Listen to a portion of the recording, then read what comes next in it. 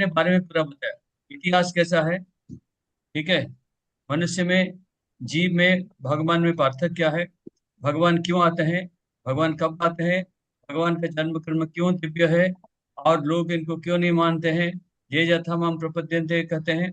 और 13 नंबर में कहता है चतुर्वर्ण्यं माया सृष्टि, भगवान अपने लिए बता दे। 14 नंबर से 24 नंबर तक बताया, क्या बताया, कर्म अकर्म विकर्म, इसके बारे में बताया। ठीक है, आज जो पढ़ेंगे, आज पढ़ेंगे 25 नंबर श्लोक से लेके 33 नंबर श्लोक, इसमें पढ़ेंगे यज्ञ के बारे में बताएंगे। बीच में एक श्लोक रहेगा 24 नंबर। 26 नंबर पढ़िए, दत्ता माता जी। हरे कृष्ण प्रभु जी।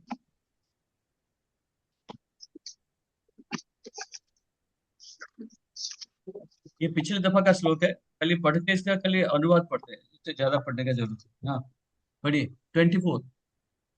ब्रह्म ब्रह्म पूर्णम ब्रह्म हवि ब्रह्माग्नो ब्रह्मणा पुनर्म ब्रह्मेव तेन गंतव्यम ब्रह्म कर्म समाधिना। અનુવાદ: જે મનુષ્ય કૃષ્ણ ભાવના મૃતમાં પૂરેપૂરો તલ્લીન રહે છે તેને પોતાના આધ્યાત્મિક યોગદાનને કારણે અવશ્ય ભગવત ધામની પ્રાપ્તિ થાય છે, કારણ કે તેમાં હવન પણ બ્રહ્મ છે અને અર્પિત આહુતિ પણ બ્રહ્મ રૂપે જ હોય છે. ओके, ये कैसा है श्लोक, देखिए। ब्रह्मार्पण ब्रह्म हवि, ब्रह्माग्नो ब्रह्मणाहुतम, ब्रह्मैव तेन गंतव्यम ब्रह्म कर्म स्वभावजम ब्रह्म कर्म समाधिना। तो ये जो, ये सारे दुनिया के सब कुछ ब्रह्म में स्थित है। अब ब्रह्म को जब माया घेर लेता है, माया घेर लेता है, ये भौतिक हो जाता है। लेकिन हमको क्या करना है, ये भौतिक चीज को भौतिक चीज को क्या करना है, हमको भगवान की सेवा में लगाना है। क्या करना है, भगवान की सेवा में लगाना है। ये जब भगवान के हम सेवा में लगाते हैं, ये कैसा कृष्ण भावनामृत है। ये फिर सारे भौतिक चीज को भगवान की सेवा में लगाना, ये होता है ब्रह्म ब्रह्म ब्रह्म। और भक्तों को पता है, भौतिक जगत में, माया का दिन में जो भी चीज है, भगवान की सेवा में कैसे लगाना, ये भक्तों को पता है। तो ये इसमें इतना ही समझ लो आप, कि जो ब्रह्म है, इसको जब माया में कवर करता है, तो ये भौतिक बन जाता है। ठीक है, और भक्त लोग क्या करते हैं, कि भौतिक चीज को क्या करते हैं, दोबारा इसको आध्यात्म में परिणत करके भगवान की सेवा में लगा देते हैं सब चीज। मुख्य उद्देश्य यही रहेगा। इसको कोई ज्यादा समझना नहीं, बस इतने 2 लाइन समझ गया था इस श्लोक को। हरे कृष्ण प्रभु जी। यस। प्रभु जी, ब्रह्म जो माया में रहकर आपने जो बताया वो सेंटेंस एक बार बताइए ना प्लीज। देखो, ब्रह्म ब्रह्म होता है, हम भगवान से आए हैं। पहले क्या थे, हम सत्व गुण में थे, पूरा ब्रह्म शुद्ध सत्व में थे। भौतिक जगत में आने के बाद हम फंस गए भौतिक जगत, ब्रह्म को भगवान को भूल गए, भौतिक जगत का 3 गुण में फंस गए। पढ़े थे हमने तृतीय अध्याय में, तृतीय अध्याय का 27, 237, 327 में पढ़े थे। तो लेकिन सब भौतिक बन गया हम लोग सब।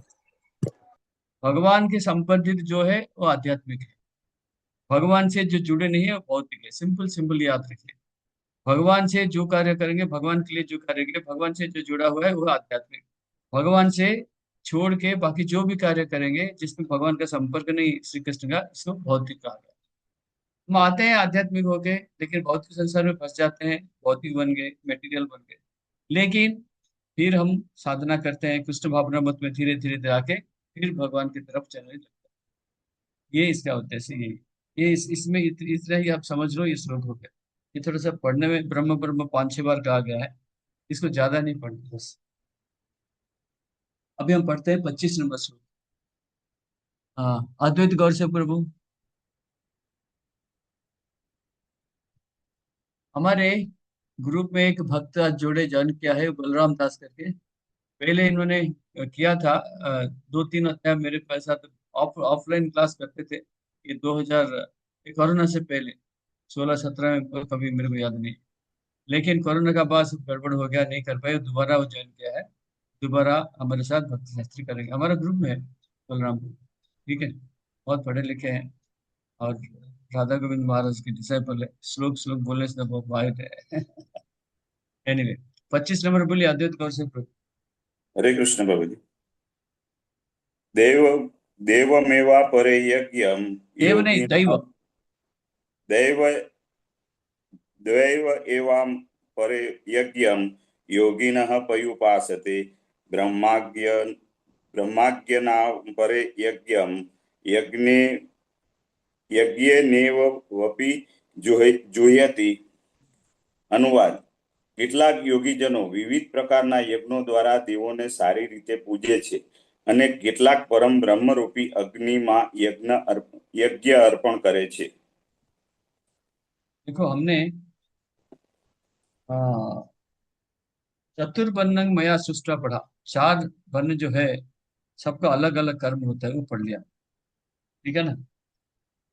इसके बाद अभी यहाँ आ जाते हैं 25 नंबर में।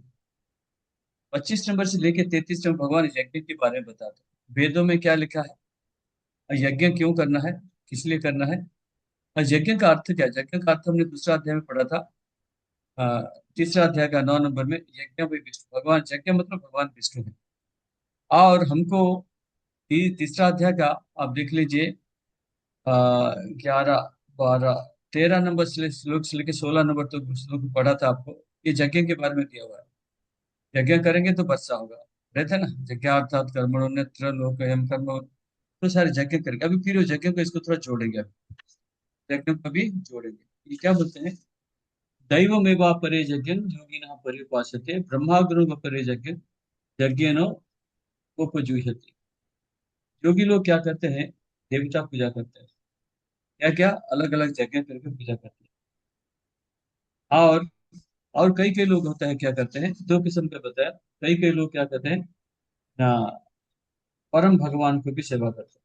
जो देवी जो जो कई लोग होते हैं देवी देवता पूजा करते हैं, और दो दो डिवीजन है कि सेक्रीफाइस मतलब भगवान, यज्ञ मतलब यज्ञ में विष्णु भगवान, भगवान शिव जी, भगवान भगवान को, श्री कृष्ण को संतुष्ट करना है। एक है, हमारे जो वर्ल्डली पोजेशन, वस्तु जितने हैं, भौतिक जगत में जितने वस्तु हैं, वो क्या करते हैं, हम यज्ञ में डालते हैं। ठीक है। दूसरा होता है कि दिव्य ज्ञान प्राप्ति करना।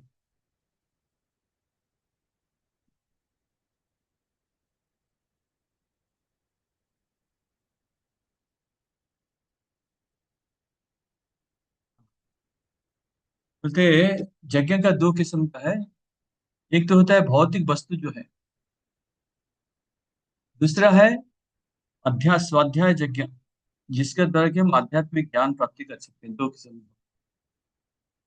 जो भौतिक व्यक्ति है, कर्मकांडी ब्राह्मण लोग हैं, कर्मकांडी लोग क्या करते हैं, मेटीरियल पोजेशंस, जो भौतिक चीजें हैं, उनके पैसा है, धनराशि है, और सारी चीजें हैं, देवी देवता को देते हैं, यज्ञ करते हैं। इसलिए देते हैं, मैं अभी देता हूँ, यज्ञ करता हूँ, भविष्य में मेरे को खुशी मिलेगा, मेरे को बेटा होगा, मैं स्वर्ग में जाऊंगा, इसलिए सर, स्वर्ग में जाऊंगा, इसलिए सब काम करते हैं। ठीक है। जो निराकारवादी क्या करते हैं ना, अपना जो डेजिग्नेशन है, अर्थात डेजिग्नेशन को क्या कहते हैं,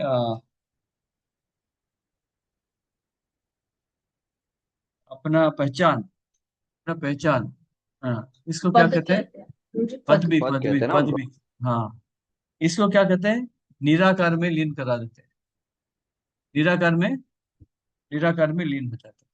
लेकिन जो भक्त लोग क्या करते हैं, सब कुछ त्याग करके यज्ञ करते हैं, किसके लिए, आध्यात्मिक प्राप्ति, आध्यात्मिक जीवन में जाने के लिए, भगवान श्री कृष्ण को संतुष्ट करने।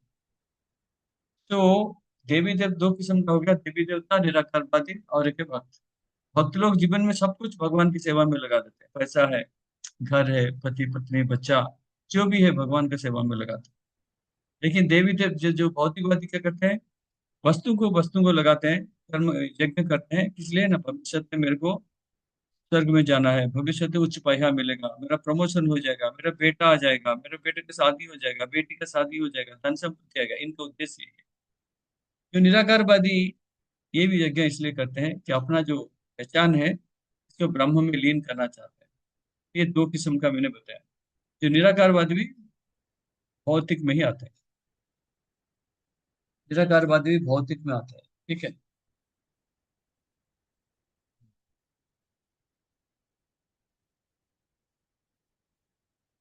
तो ये जो भौतिकवादी है, कर्मकांडी लोग क्या कहते हैं, अपने सब जो पैसा है, संपत्ति है, कि जो भी है, देवी देवता का सेवा में लगाते हैं, यज्ञ करते हैं।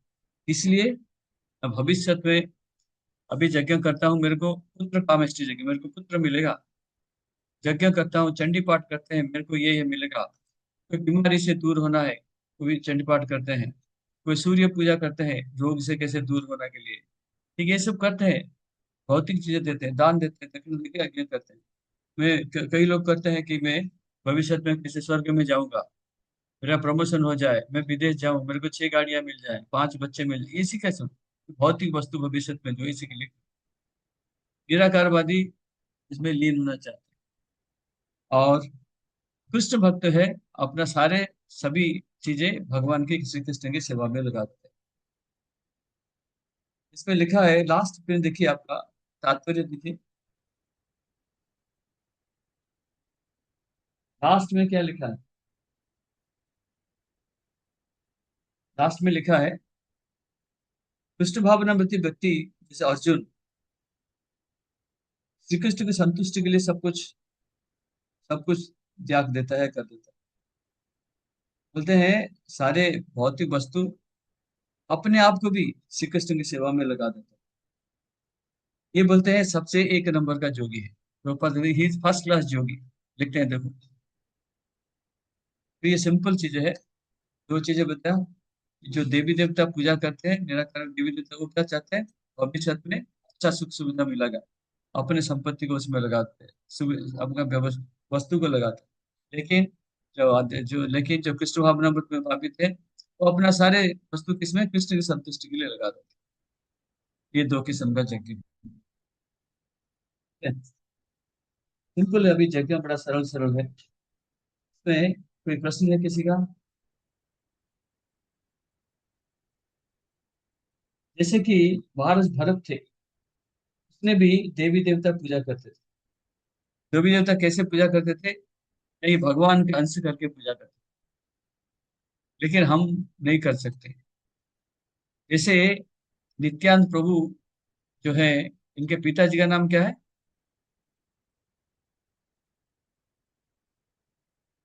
नित्यानंद प्रभु, इनके पिताजी का नाम क्या है, जानते हो नहीं,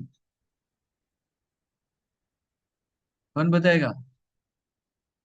हाड़ाई पंडित। अडाई पंडित, अडाई पंडित। हाड़ाई पंडित, वो एक चक्र गांव में रहते थे। हाड़ाई पंडित शिव जी पूजा करते थे। शिव जी कैसे पूजा करते थे, ये परम वैष्णव करके पूजा करते। वैष्णवानाम जथा शंभु, भागवत में आखिरी श्लोक, निम्नगानाम जथा आखिर नहीं, निम्नगानाम जथा गंगा, देवानाम अच्युत तथा, वैष्णवानाम जथा शंभु, पुराणानाम इदम तथा।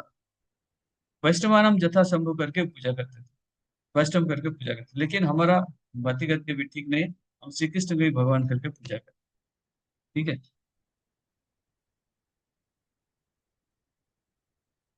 जैसे कि गोपियां, गोपियां किसको पूजा करते थे, कात्यायनी पूजा करते थे। कात्यायनी दुर्गा देवी क्या मांगते थे, सभी एक ही चीज मांगते थे, ये नंद राजा का जो बेटा है ना, उसको हम शादी करना चाहते हैं। सारे गोपियां मार्गशीर महीने में ठंडा पानी में जमुना में स्नान करके पूजा करते थे, क्या मांगते थे, ये जो नंद राजा का बेटा है ना, उनको मैं शादी करना चाहता हूँ। सारे गोपियां एक ही उद्देश्य, लेकिन मांगते थे क्या, कृष्ण को मांगते थे। लेकिन हमको ऐसा नहीं करना, हमको कोई देवी देवता के पास जाए कृष्ण दे दो, ऐसा करने की जरूरत है, हम डायरेक्ट सीधा कृष्ण को ही पूजा करें। ठीक है। वो बहुत उच्च कोटि के बहुत भक्त है। ये था 25 नंबर श्लोक। कोई प्रश्न है?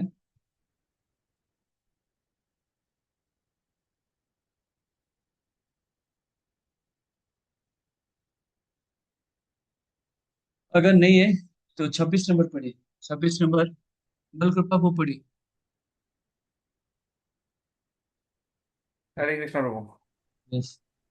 श्रोत्रादीनि इन्द्रियाण्यन्ये संयमाग्निषु जुहिति नहीं नहीं। शब्द हाँ ठीक है, ठीक है, पढ़िए। हाँ। ओके शब्द ओके। क्षेत्रादीनि इन्द्रियाण्यन्ये संयमाग्निषु जुहिति शब्दादीन् सब शब्दादीन विषयान ઇન્દ્રિયાગ્નિષુ જુહ્યતિ।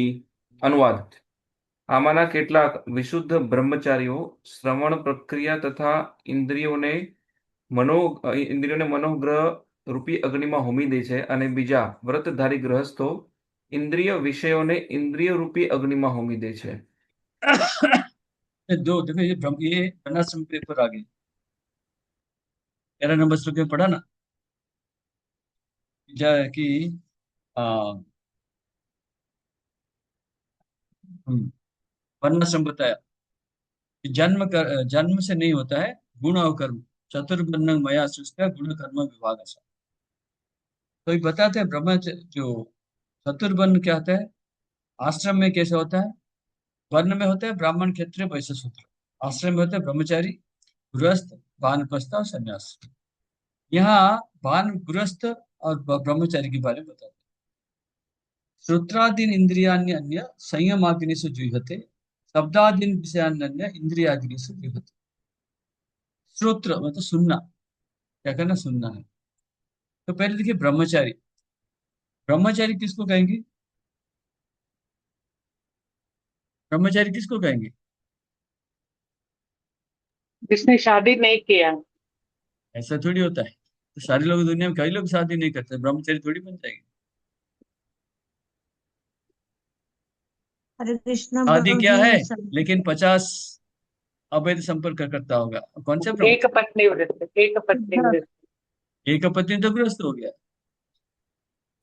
ब्रह्मचारी प्रभु जो शादी नहीं करता और अपनी इंद्रिय तृप्ति से दूर होकर के भगवान की भक्ति करता है वो हाँ, ब्रह्मचारी। ब्रह्मचारी मतलब ब्रह्म आचरण। हम्म। ब्रह्म आचरण करना, इसलिए ब्रह्म आचरण तो पहला है। ब्रह्मचारी का दो काम होता है। ब्रह्म आचरण मतलब यौन संपर्क बिल्कुल है ही नहीं। ब्रह्माचरण ब्रह्मचर्य पालन करेगा, नंबर 1। दूसरा है कि ये लोग, ब्रह्मचारी मतलब स्टूडेंट लाइफ। क्या है स्टूडेंट लाइफ? स्टूडेंट लोग क्या करते हैं, पढ़ाई करते हैं। स्टूडेंट लोग क्या करते हैं, पढ़ाई करते हैं ना। पढ़ाई करता रहेगा, कौन सी बारे में, भगवान के बारे में, अध्यात्म ज्ञान। कैसे करता है, सुनना है, पहले पहले सुनता है। तो अपने श्रोत्रादि ने सुनने को भगवान में सेवा में लगा दिया, ब्रह्मचर्य पालन किया। और सुनने का जो अंग है, इसको भगवान की सेवा में, ये ब्रह्मचर्य हो गया। सप्ताह दिन विषयान अन्य इंद्रियाग्नि से जुए। गृहस्थ, गृहस्थ लोग क्या करते हैं ना, गृहस्थ को बोलते हैं जो शादी किया है। ये लिखा है देखो, ब्रह्मचारी मतलब खुले हरे हरे नामानुकीर्तन, हमेशा भगवान का जाप करता रहेगा, भगवान का कीर्तन करता रहेगा, पढ़ता रहेगा इसमें से भी। फिर जो गृहस्थ लोग क्या करेंगे, नहीं इनको थोड़ा छूट है। ब्रह्मचारी मतलब बिल्कुल यौन संपर्क बिल्कुल रखेगा नहीं, ब्रह्मचर्य पालन करेगा, नो सेक्स लाइफ। और श्री कृष्ण के बारे में अध्ययन करता रहेगा ब्रह्मचारी। गृहस्थ लोगों को कुछ छूट है कि शादी कर सकते हैं, जिसके द्वारा नियम से अपने इंद्रिय तृप्ति कर सकते हैं। नियम से इंद्रिय तृप्ति करते हैं। मनु संहिता में बहुत सारे नियम दिया हुआ है गृहस्थ जीवन के लिए भी। आपको तो कुछ पता नहीं, मैंने मनु संहिता बचपन में पढ़ता था, हमारे घर में था। मनु संहिता में बहुत सारे नियम कानून दिया है गृहस्थ लोगों के लिए। क्या क्या नियम दिया है, कैसे कि जैसे कोई इसमें नहीं दिया, मैं बताता हूँ। जैसे कोई श्राद्ध करते हैं पिता माता जी का, जैसे कि कोई व्रत हो, एकादशी पालन किया, जन्माष्टमी किया, इसमें पत्नी के साथ संपर्क नहीं रख सकते। जैसे कि आ, कोई व्रत विवाह ऐसे पूरा प्रवेश, ऐसा सब बड़े बड़े कार्य करते, उसके साथ संपर्क नहीं रह सकते। और क्या लिखा है, बोलते हैं कि आ, जब बिजली बिजली कड़कती है, बादल होता है ना, लाइटनिंग, थंडरिंग, उसमें भी आप संपर्क नहीं रख सकते हैं। तो ये कई सारी चीजें सब रेस्ट्रिक्शन दी ग्रहण समय में,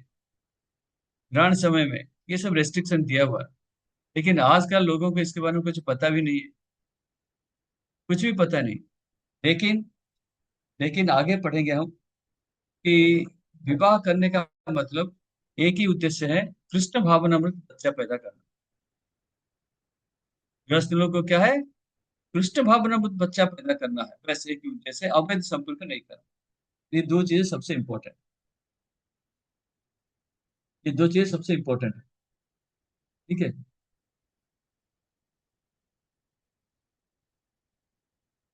तो विवाह हो गया मतलब आपका संपर्क जो है, अवैध संपर्क पहले तो कट जाता है, और इसमें भी रेगुलेटेड रेगुलेटेड जीवन यापन इंद्रिय तृप्ति होता है। सारे हिंदू धर्म के बहुत सारे नियम कानून है, ये सब नियम कानून, जैसे घर में कोई पर्वपर्वाणी होता है, फेस्टिवल्स होता है, अब साधारण लोग गणेश पूजा करते हैं, सरस्वती पूजा करते हैं, हाँ, कई सारे पूजा पाठ होते हैं, उसी दिन भी संपर्क नहीं रख सकते, इंद्रिय तृप्ति नहीं कर सकते। ये सब मनु संहिता में ये सब लिखा हुआ है। ये जो ब्राह्मण लोग थे पहले थे, उनको ज्ञान था, ये सब करते थे। आजकल ये मनु संहिता किसके पास है, ना ये कोई मानता है ना ऐसा। लेकिन गृहस्थ का मेन उद्देश्य होता है कि अभय संपर्क नहीं करना है, दूसरा है कि कृष्ण भावना मृत बच्चे पैदा करना। एक ही उद्देश्य, जो तृप्ति का एक ही उद्देश्य है। और लिखा है आपका, लास्ट सेंटेंस पढ़िए, हिंदी में किसके पास है, पढ़िए 26 नंबर तात्पर्य का लास्ट सेंटेंस।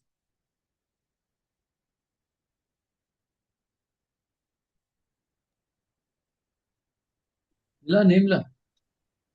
मिला।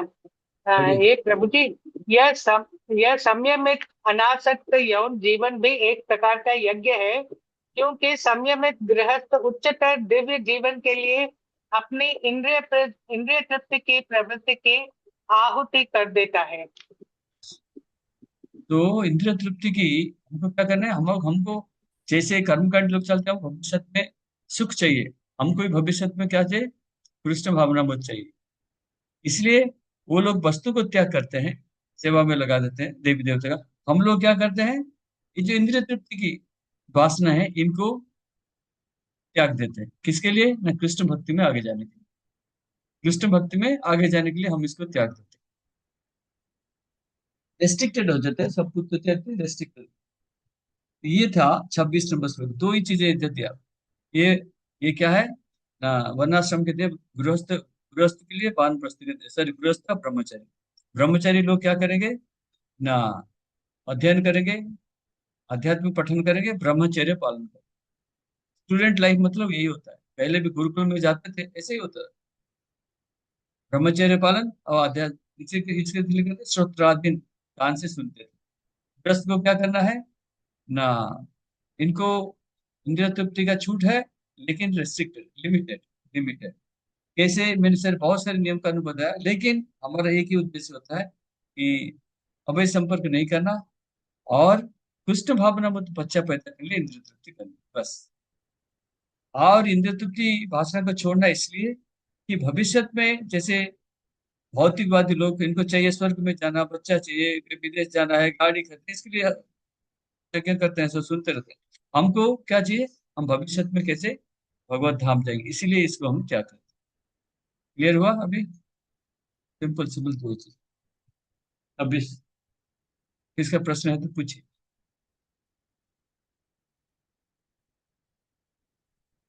ओके।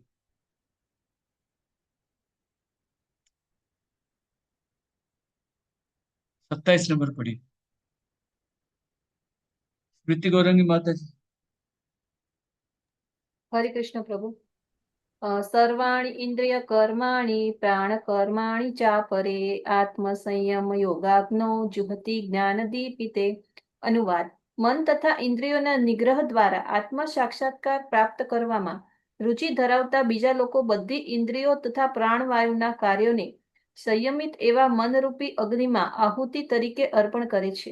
हरे कृष्ण। क्या बोलते हैं? सर्वाणि इंद्रिय कर्माणि प्राण कर्माणि च परे आत्म संयम योगाग्नौ जुह्यति ज्ञान दीपते। कहते हैं हाँ,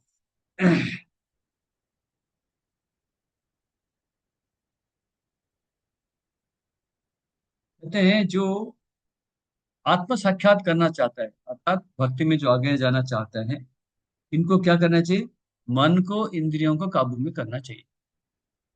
जो आत्म साक्षात करना चाहते हैं, आध्यात्मिक प्रगति करना चाहिए, दो चीजें, मन को और इंद्रियों को काबू में रखना चाहिए, कंट्रोल में रखना चाहिए, ये बस। और ये ये जो हरे कृष्णा प्रभु इंद्रियों, जी, हाँ एक बार फिर से पहले वाला लाइन बोला था प्लीज। हाँ, देखो, जो आत्म साक्षात करना करना चाहते हैं या आध्यात्मिक प्रगति करना चाहिए, इनको मन को इंद्रियों को कंट्रोल करना चाहिए, ठीक है। इसलिए क्या करते हैं, सारे इंद्रियों को और जो प्राण वायु है, इनको क्या करते हैं ना, भगवान की सेवा में लगाते हैं। Fire of control mind, fire of control mind. और मैं आसान कर देता हूँ, 27 है क्या?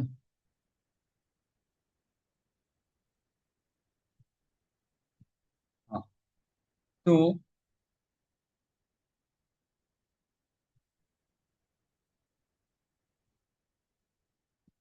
इसमें लिखा है कि मन को इंद्रियों को कंट्रोल करना है, तो भक्ति में आगे जाना है तो मन इंद्रियों को कंट्रोल करना है। और हमारी जो इंद्रियां हैं और जो प्राण वायु है, प्राण वायु क्या है आगे पढ़ेंगे, 27 नंबर में आ जाएंगे, नहीं 27 नंबर में ही बताऊंगा वायु कितने किस्म का है। इनको भी क्या कहते हैं, इसका जो कर्म को कहते हैं, इसको कंट्रोल करते हैं, कंट्रोल कर। योगा सिस्टम जो है, पतंजलि की जो योगा सिस्टम है, इसमें दो किस्म का लिखा है, एक परागात्मा लिखा है, एक प्रत्येगात्मा लिखा है। पतंजलि की जो हमें हमें योगा के बारे में ज्यादा, और पतंजलि योग फिर आगे पढ़ेंगे, 4 अध्याय पढ़ेंगे, फिर थोड़ा सा पढ़ते हैं। जो योग सूत्र है पतंजलि का, उसमें दो किस्म के व्यक्ति के बारे में लिखा है, एक परागात्मा, एक प्रत्येगात्मा। आपको किताब में लिखा हुआ है परागात्मा और प्रत्येगात्मा, ठीक है। तो जब तक व्यक्ति इंद्रिय तृप्ति में लगा रहता है, इसको कहते हैं परागात्मा। व्यक्ति जब तक इंद्रिय तृप्ति में लगा रहता है, इसको परागात्मा कहते हैं। जो व्यक्ति इंद्रिय तृप्ति से दूर हो गया, उसको कहते हैं प्रत्येगात्मा। परागात्मा और प्रत्येगात्मा, पराग मतलब इंद्रिय तृप्ति में लगा रहता है, प्रत्येक मतलब इंद्रिय तृप्ति में लगा, इंद्रिय तृप्ति नहीं करता, ठीक है। हमारा जो आत्मा है, हमारे शरीर में 10 किस्म का वायु चलता है, 10 किस्म की वायु चलता है। वो वायु क्या कहते हैं, हमारे इसको कहते हैं प्राण वायु। देखा होगा, आगे जो देखा होगा आपको, योगा के बारे में थोड़ा सा अगर ज्ञान है, इसको कहते हैं, बोलते हैं, एक होता है रेचक, पूरक, पूरक, कुंभक, रेचक, रेतक, याद है? कुछ समझ में नहीं। सांस, श्वास को पहले लो, रोको, फिर छोड़ो। प्राणायाम ऐसे होता है ना, पहले लो, रोको, फिर छोड़ो, फिर रोको, 4 फेजेस होता है। अभी 3 फेज लेना है, कहते हैं पूरक, भरना है। कुंभक मतलब रोकना है, रोचना मतलब छोड़ना है। वायु को हम लेते ना, लंबा सांस लिया, उस समय रखा, फिर छोड़ दिया, लेना तो पूरक हो गया, रखा कुंभक हो गया, छोड़ दिया रोचक हो गया। तो इसलिए ऐसा करने से क्या होता है, मन को काबू में करते, मन को कंट्रोल में करते, इंद्रियों को कंट्रोल में करते। इसे योगा सिस्टम किस लिए? योगा सिस्टम का मुख्य उद्देश्य है कि इंद्रियों को और मन को कैसे कंट्रोल करना। तो दो चीजें मैंने बताया, परागात्मा और प्रत्येगात्मा। परागात्मा जो इंद्रिय तृप्ति में लिप्त है, परागात्मा। प्रत्येगात्मा जो इंद्रिय तृप्ति नहीं करता है। आपका कोई किताब में लिखा हो, दो चीजें हो गई। अभी हमारे शरीर में 5 किस्म की वायु है। क्या है? लेकिन हमको क्या करना चाहिए, हमको प्रत्येगात्मा की तरफ जाना है, परागात्मा में नहीं रहना, प्रत्येगात्मा की तरफ जाना है। हमारी जो इंद्रियां हैं, इंद्रिय का कान होता है सुनने के लिए, नाक सूंघने के लिए, आंख देखने के लिए, त्वचा स्पर्श करने के लिए, जीवा बोलने के लिए, और चखने के लिए। ठीक हो गया? ये इनकी इनकी कार्य होता है। साधारण लोग क्या करते हैं, इसको सभी चीजों में अच्छे अच्छे चीज देखूं, मेरे पसंद का, अच्छे खुशबू सूंघूं, इतर परफ्यूम पेरिस से आने वाला, है कि नहीं? और कान बोलता है अच्छे अच्छे फिल्मी गाना कैसे सुनूं, जीवा बोलता है मेरे को बढ़िया प्रसाद चाहिए, 5 स्टार होटल का खाना चाहिए, हाथ बोलता है अच्छे स्पर्श करूं। ये भौतिक जगत में चलता है। लेकिन जब हम योगा सिस्टम में आ जाते हैं, ये कंट्रोल हो जाता है, इंद्रियां भी कंट्रोल हो जाता है, और मन भी कंट्रोल में आता है। हम पढ़े थे, जैसे कि आगे पढ़ेंगे भी, आ, अम्बरीश महाराज, याद है? अम्बरीश महाराज क्या करते थे? तवे मन कृष्ण पदार बिंदयो वाचांसी वाचांसी बन्नानि गुणानुबन्धने, आया था ना? तो वो क्या करते हैं, तो अम्बरीश महाराज बोलते हैं बोली ना, क्या बोलना है, भगवान की बोलना है, सुनना है, भागवत कथा सुनो, भगवान की कथा, राम नाम रूप गुण लीला सुनो, भगवान का विग्रह का देखो, भगवान के अर्पित फूल है, तुलसी है, इतर है, और देते हैं हमको सूंघने के लिए, रोज मिलता है हमको। और चखने के लिए भगवान का प्रसाद भी खाओ, भगवान के बारे में बोलते रहो, स्पर्श करना, भक्तों की सेवा करो, भक्त मंदिर की मार्जना करो, ऐसा करते थे। तो हमारे शरीर में ऐसा करना चाहिए। हमारे शरीर में 5 किस्म का वायु, 10 किस्म का है, 5 ही याद रखिए। 5 किस्म का वायु क्या है, लिखा है, एक है प्राण वायु, प्राण वायु, अपान वायु, व्यान वायु, उदान वायु, समान वायु। प्राण, व्यान, अपान, उदान, समान, 5। ये इसको याद रखना।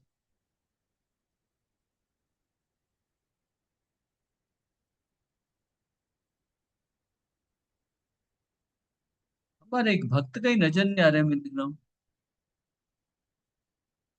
वो क्या नाम थे,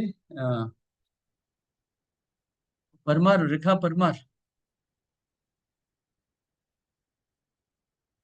बस प्रभु। यस प्रभु जी, हरे कृष्णा। वो कहाँ गई? कहीं कभी 1-2 क्लास अटेंड कर पाते थे, चले गए कहीं बस। हाँ, अभी लास्ट टाइम से नहीं दिख रहे मुझे। कई दिन से रेखा परमार, क्या उनका नाम भूल गया, आध्यात्मिक नाम भूल गया। एनीवे, हटन से, चलो विद्या। कोई बात। अ, ठीक। तो ये 5 किस्म के वायु, प्राण, अपान, व्यान, उदान, समान वायु। तो इसमें लिखा है भगवत गीता में कि प्राण वायु नीचे जाएगा, अपान वायु ऊपर आएगा, इक्विलिब्रियम रखेगा, नीचे जाएगा 5 बार। पहले आप ये 5 याद रखो, तुम्हें बहुत। ठीक है? तो इसका उद्देश्य ये रहता है, 27।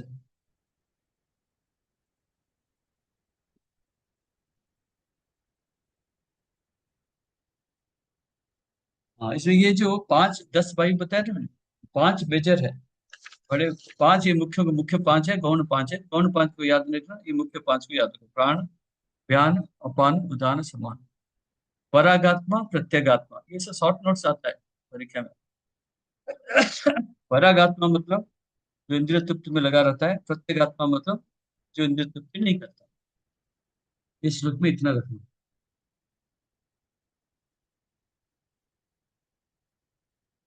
तो ये जो वायु है, प्राण वायु, सब ये जो 5 किस्म की वायु है, वो आत्मा को इक्विलिब्रियम बीच में रखते हैं, और इंद्रियों को हमारा कंट्रोल करते हैं, इंद्रियों को कंट्रोल करते हैं।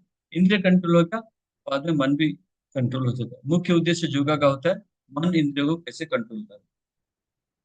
इसलिए लिखा है सर्वाणि इंद्रियाणि, सर्वाणि इंद्रियाणि 5 ज्ञान इंद्रिय, ये ज्ञान ज्ञान ज्ञानेन्द्रिय है।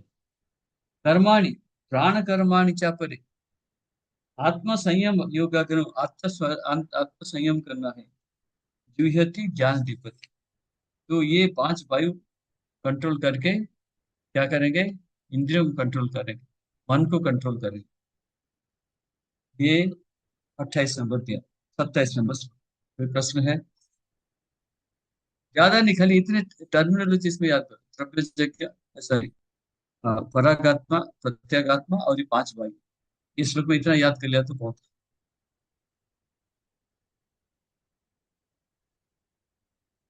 अभी 28 नंबर पढ़िए प्रभा मैडम।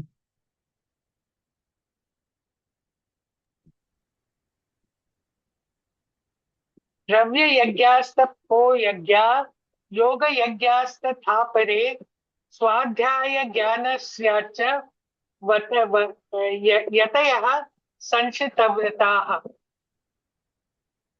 तात्पर्य, कठोर व्रत अंगीकार करके कुछ लोग अपने संपत्ति का त्याग करके, कुछ कठिन तपस्या द्वारा, कुछ अष्टांग योगा पद्धति के अभ्यास द्वारा अथवा दिव्य ज्ञान के उन्नति करने के लिए वेदों के अध्ययन द्वारा प्रबुद्ध बनते हैं। हाँ, क्या बोलते हैं, इसमें 4 किस्म यज्ञ के बारे में लिखा है। द्रव्य यज्ञ, द्रव्य यज्ञ, तपो यज्ञ, योग यज्ञ, परे स्वाध्याय ज्ञान यज्ञाश्च यतयः संसिद्ध व्रतः। यतः मतलब यति, यति कहते हैं ना, जो ज्ञानी बुद्धिमान लोग, यति सन्यासी, इसको यतयः कहते हैं, यति उल कहते हैं। रामानुजाचार्य को यति कहते हैं। यति, यति मतलब जोगी।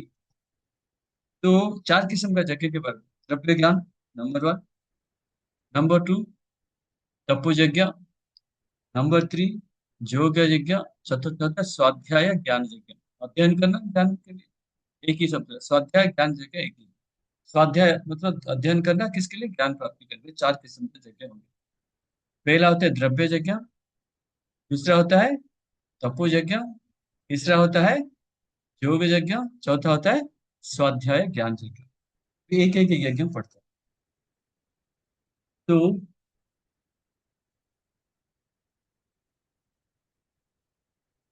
कोई कोई क्या करता है ना, ये अपना द्रव्य यज्ञ, भगवान को द्रव्य को द्वारा यज्ञ करता है। कोई तपस्या करता है, कोई योग करता है, और कई आध्यात्मिक ज्ञान प्राप्ति के योग करते हैं अध्ययन करके। तो संसार में अनेक अनेक किस्म का लोग है। सभी लोग कृष्ण भक्ति में नहीं आ सकते। पढ़ा था, योगा लेडर पढ़ा था आपने। कोई कर्म कांड करता है, कोई तपस्या करता है, कोई योगा करता है, कोई आध्यात्मिक ज्ञान करता है, कोई कुछ भी नहीं करता है, कोई सोता रहता है कुंभकर्ण जैसा। ठीक है। तो कई किस्म का लोग है, तो सबके लिए ये भगवत गीता है। तो सबसे पहले बताया कि द्रव्य यज्ञ क्या है। कि जो वैश्य कम्युनिटी है, वैश्य लोग हैं, क्या करते हैं, उनके पास पैसा होता है, तो ये लोग क्या करते हैं, अन्न क्षेत्र, अन्न क्षेत्र खुला रहता है। बहुत सारे जगह में जाओगे, यहाँ भी मिलता है, अन्न क्षेत्र होता है। धर्मशाला, हॉस्पिटल खुले रहते हैं, फ्री हॉस्पिटल। जैसे कि आप जाओगे इधर हमारा सिविल हॉस्पिटल में जाओगे, ये वार्ड के लिखा, ये भाई, ये बहन ने ये दिया हुआ है, ये हॉस्पिटल बनाया। तो चैरिटी हॉस्पिटल्स, हमारे एसएमएस हॉस्पिटल है, फ्री में देखता है, ओपीडी सब देखता है। अभी तो इंडोर पेशेंट को थोड़ा थोड़ा पैसा लगता है। ये से भी खोलते, कोई धर्मशाला खोल देता है, कोई अन्य क्षेत्र खोलता है, कोई कुआं बना देता है, कोई तालाब बना देता है, कोई पानी पिलाते हैं गर्मियों में, देखा है कि नहीं। और कोई फेस्टिवल फेस्टिवल होते थे, देखो लोगों को लोग खिलाते रहते हैं। वृंदावन में जाओ, लोग फ्री में खाना खिलाते रहते हैं। अयोध्या में लोग फ्री में खाना खिलाते रहते हैं। आप उधर जाते हैं, श्रावण महीने से अमरनाथ यात्रा करते हैं, रास्ते भर फ्री में खाना खिलाते रहते हैं। ये सब किस लिए करते हैं, अतिथिशाला अनाथ आश्रम खोल देते हैं। यहाँ बहुत सारे वृद्धाश्रम है, स्कूल भी है, पाठशाला भी है, ये सब फ्री में खोलते हैं। ये इसलिए करते हैं। लेकिन विदेश में भी जाओ, हॉस्पिटल से, डॉर्मेट्री से, ओल्ड एज होम से, ये सब चैरिटी पैसा से सब करते हैं, द्रव्य जगह। ठीक है। और एजुकेशन भी, मेडिकल ट्रीटमेंट भी गरीब लोगों के देते थे। इसको कहते हैं द्रव्य जगह कहते हैं। इसको क्या कहते हैं, द्रव्यमय यज्ञ का, द्रव्यमय यज्ञ। ओके।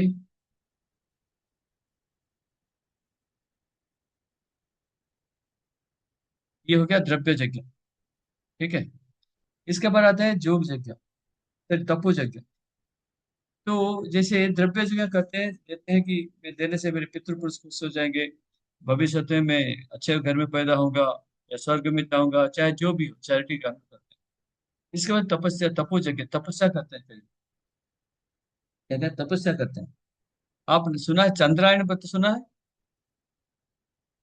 चंद्रायण व्रत सुना है क्या? क्या होता है? पृच्छ चांद्रायण व्रत पृच्छ कहते हाँ? हैं। पृच्छ चांद्रायण व्रत कहते क्या हैं। होता है, क्या है बोलिए ना। गोप कुमार प्रभु, क्या होता है चंद्रायण व्रत?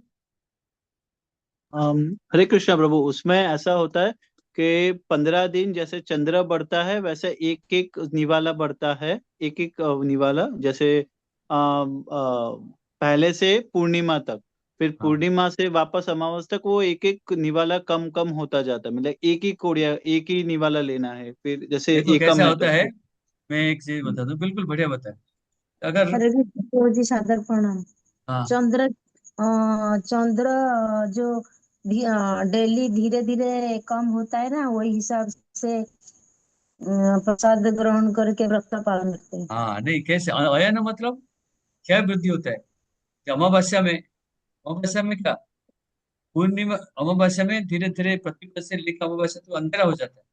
तो पहला दिन 15 मुट्ठी चावल खाएगा, चतुर्दशी को 14 मुट्ठी, द्वितीय को 14 मुट्ठी, करते करते अमावस्या को कुछ ही खाएगा नहीं। फिर फिर जब शुक्ल पक्ष आ जाएगा, फिर एक मुट्ठी बढ़ाता बढ़ाता बढ़ाता जाएगा, तो खाता रहेगा। चैतन्य महाप्रभु का जब संन्यास ले गए, इनके घर में थे कौन थे? विष्णु प्रिया माता, विष्णु प्रिया थी। ठीक है नहीं? वो क्या करती थी? जाप करती थी। जाप करते करते एक जितना जाप करती उतना चावल निकालती, जितना जाप होता उसी के चावल में खाना बना के खाती थी। ये अन्न, ये नहीं है। बट असली चंद्रायन मतलब चंद्र कायन, चंद्र जैसे बढ़ता जाएगा, चावल मुट्ठी, 1 मुट्ठी, 2 मुट्ठी, 10 मुट्ठी, 15 मुट्ठी खाएंगे। कम होता जाएगा, 15 से पूरे होते होते जीरो में आ जाएगा। ये इसको कहते हैं चंद्रायन। बड़ा कठिन है चंद्रायन व्रत। दूसरा होता है चतुर्मास्या। चतुर्मास्या तो पता है आपको? चतुर्मास्या में क्या करते हैं, जैसे कि हम लोग करते हैं, कोई दिन में, चतुर्मास्या में कोई दिन में 4 बार खाता है। दिन में 4 बार खाते हैं चतुर्मास्या करके, 4 दिन में 4 बार खा के चतुर्मास्या कर। कोई असली भक्त दिन में एक ही बार खाते हैं। मैंने देखा कई सारे भक्त हैं 4 महीना तक खाली फल खा के रहते हैं। कई भक्त हैं सिर्फ कार्तिक मास से फल खा के रहते हैं। और हम लोग क्या कहते हैं ना, अभी अभी चतुर्मास्या चालू हो जाएगा। कब से? 29 तारीख से। सावन महीने में साग नहीं खाते हैं, पत्ते वाला, हरा पत्ते वाला नहीं खाते हैं सब्जी। भाद्रव महीने में दही नहीं खाते हैं। आश्विन महीने में दूध नहीं पीते हैं। और कार्तिक महीने में उड़द का दाल नहीं खाते, क्योंकि उड़द का दाल में प्रोटीन बहुत होता है, इसलिए नहीं खाते। ये भी अपवास है। और कई लोग होते हैं चतुर्मास्य में दाढ़ी नहीं बनाते, नहीं बनाते। दासदेव को देखिए कि माता जी जब बुलाया था, उनका बढ़ गया, इनका 7 जो बच्चे पैदा करने के लिए, बोलता है मेरा, मैं चतुर्मास्य पालन करता हूँ, उग्र स्वरूप है, दाढ़ी बनाया हुआ है। दाढ़ी नहीं बनाते हैं बहुत लोग, एक स्थान में रहते हैं, घर छोड़ के कहीं नहीं जाते हैं। ये सब बहुत सिस्टम है। इसको कहते हैं चतुर्मास्य व्रत। चतुर्मास्य व्रत और चंद्रायन व्रत, ठीक है, इसको कहते हैं तपो यज्ञ कहते हैं। कई लोग दिन में एक ही बार खाना खाते हैं।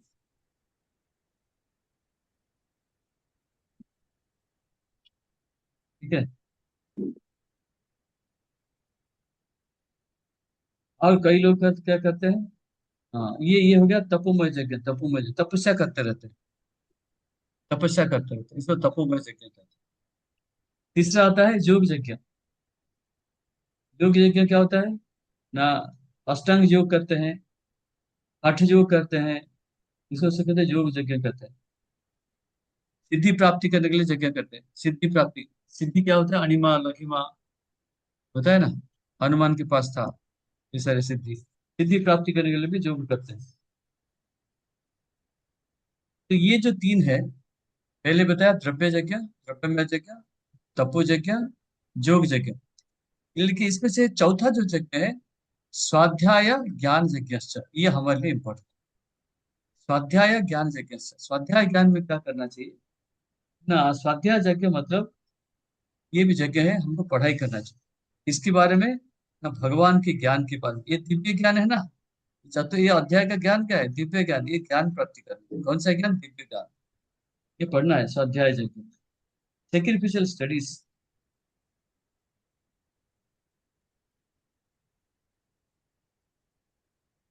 लेकिन ये सब जो करते हैं, ये द्रव्य यज्ञ, तपो यज्ञ, योग यज्ञ, जब तक ये स्वाध्याय यज्ञ नहीं करते हैं, ज्ञान यज्ञ में नहीं आता है, इनका कोई मतलब नहीं। स्वाध्याय यज्ञ क्या करते हैं ना, भगवान के बारे में पढ़ते हैं, direct connection with Shri Krishna. सुनना है श्री कृष्ण के बारे में, सुनना है श्री कृष्ण के बारे में, पढ़ना है श्री कृष्ण के बारे में, बोलना है। तो ये तीनों ऊपर जो तीन है, इसका अल्टीमेट उद्देश्य स्वाध्याय ज्ञान यज्ञ में आना चाहिए, नहीं तो ये यज्ञ का कोई मतलब ही नहीं। और ये कैसे हो सकता है ना, ना गुरु कृपा, गुरु कृपा, साधु कृपा, इनके द्वारा हम कर सकते हैं स्वाध्याय ज्ञान यज्ञ। जब करेंगे ये क्या है? दिव्य ज्ञान होता है, भगवान के बारे में जानना है, दिव्य ज्ञान।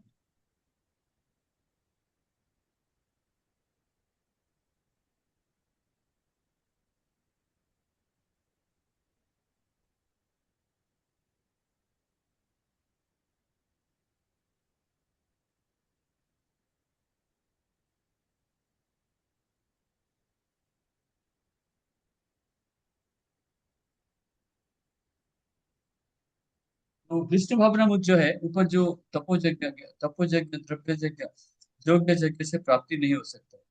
कैसे हो सकता है? गुरु कृपा। गुरु कृपा के द्वारा यह संभव हो सकता है।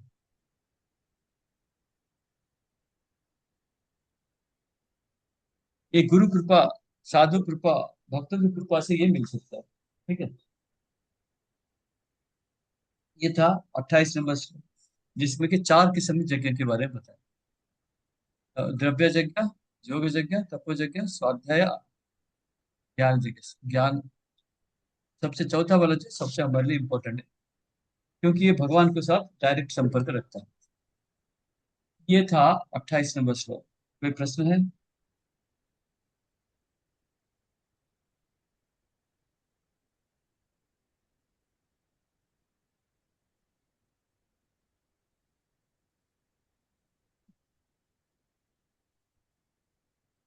प्रश्न है क्या?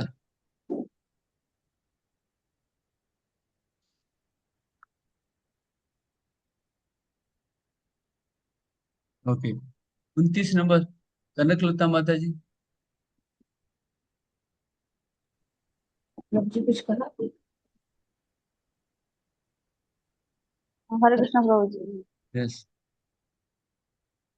आपने जुहन्ति प्राणम प्राणे अपानम तथा परे प्राणापान गतिरुद्ध प्राणायाम परायणाः अपरे नियताहाराः प्राणान् प्राणेषु जुहति। अनुवाद प्रभु जी। अन्य लोग भी है जो समाधि में रहने के लिए श्वास को रोके रहते हैं, मतलब प्राणायाम। वो अपने में प्राण को और प्राणों में अपना को रोकने का अभ्यास करते हैं, और अंत में प्राण अपान को रोककर समाधि में रहते हैं। अन्य योगी कम भोजन करके प्राण में ही आहुति देते हैं।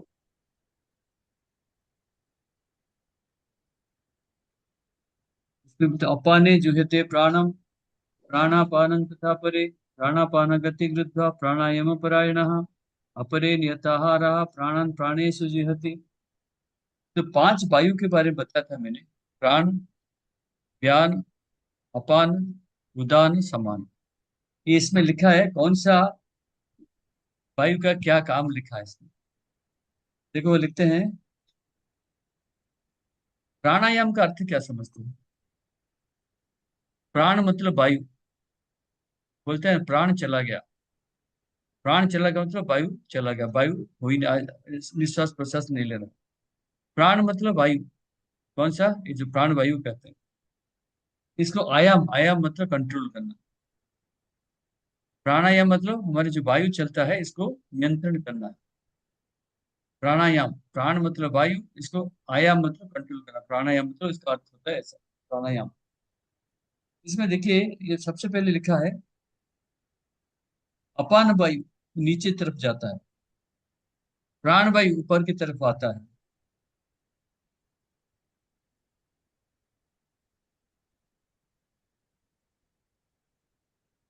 हाँ,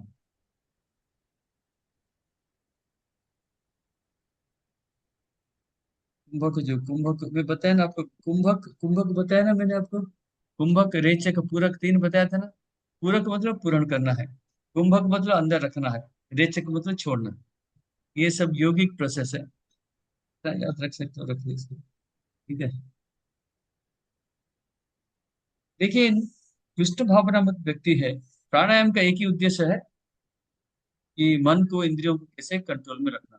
योग प्रोसेस का मुख्य उद्देश्य ये होता है। लेकिन कृष्ण भावनामत व्यक्ति जो है, कृष्ण भक्ति करता है, डायरेक्ट भगवान के साथ संपर्क करता है, तो इसलिए ये प्राणायाम प्राणायाम नहीं करता है कुछ। प्राणायाम योग प्रोसेस इसको कुछ मानते नहीं, करते नहीं। क्योंकि 14 अध्याय में पढ़ेंगे हमें, माम चो यो अपव्यचारेण भक्ति योगेन भक्ति योगेन सेवते सगुणान समतीत्यता ब्रह्म भूयाय कल्पते। बोलते हैं माम चो यो अव्यभिचारेण भक्ति योगेन सेव्यते। व्यभिचार, व्यभिचारी क्या होता है, अव्यभिचारी क्या होता है, ये शब्द बार बार आएगा। व्यभिचारी किसको कहते हैं, नहीं पता? जो स्त्रियों के साथ संपर्क रखता है, बहुत सारी स्त्रियों के साथ। और व्यभिचारी मतलब जो कोई स्त्री अनेक पुरुषों से संपर्क करता है, व्यभिचारी कहते हैं। या पुरुष अनेक स्त्रियों के साथ संपर्क, इसको व्यभिचारी कहते हैं। अव्यभिचारिणी, सिंगल पॉइंटेड, श्री कृष्ण की सेवा करेंगे। व्यभिचारिणी मतलब सारे देवी देवता पूजा। समझ में आया? व्यभिचारिणी का असली अर्थ होता है जो व्यभिचार, बहुत सारे पुरुष या बहुत सारी स्त्री के साथ संपर्क से व्यभिचारिणी कहते हैं, व्यभिचारी कहते हैं। अव्यभिचारिणी मतलब एक पत्नी एक स्त्री, एक पत्नी एक पत्नी। ऐसे भी अव्यभिचारिणी, व्यभिचारिणी मतलब सारे देवी देवता पूजा करते हैं, अव्यभिचारिणी मतलब सिर्फ कृष्ण की पूजा करते हैं। माम जो यो अव्यभिचारिणी बोलते मेरे को, जो सिंगल पॉइंट खाली पूजा करता है, भक्ति योग है ना, सेवा, भक्ति योग की तरफ मेरा सेवा करता है, सगुणान समतित्वता, जो 3 गुण से पार हो जाता है। सत्वगुण, रजोगुण, तमोगुण, 3 गुण से पार हो जाएगा। हाँ, ब्रह्म भूयाय कल्पते, अर्थात मेरे पास आ जाएगा। मेरे पास आएगा, भक्ति करेगा, 3 गुण से पार होगा, फिर मेरे पास आ जाएगा। ये इसका सब 14 अध्याय का 26 नंबर श्लोक है, बाद में पढ़ेंगे। लेकिन इसमें क्या कहते हैं, 2 चीजें लिखा है, देखिए। सबसे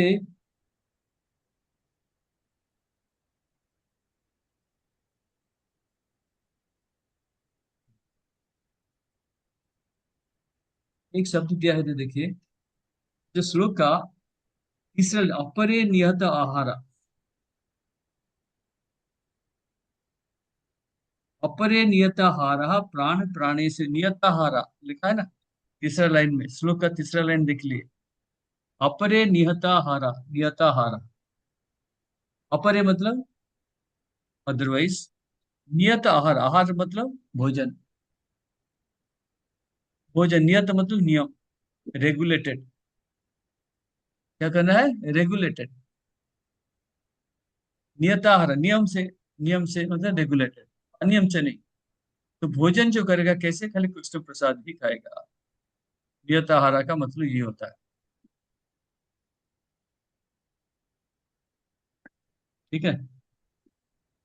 नियताहार, नियम नियम नियम नियम से प्रसाद है, नियम नियत नियम नियम से मतलब श्री कृष्ण प्रसाद ही लेगा, और कुछ लेगा नहीं। वो भी कृष्ण प्रसाद में भी बहुत हमारे नियम, बहुत उसमें भी बहुत कंट्रोल है। है जो भी हो। तो इसमें जो लास्ट 2 सेंटेंस पढ़िए, हिंदी वाले का किताब, लास्ट 2 सेंटेंस तात्पर्य का।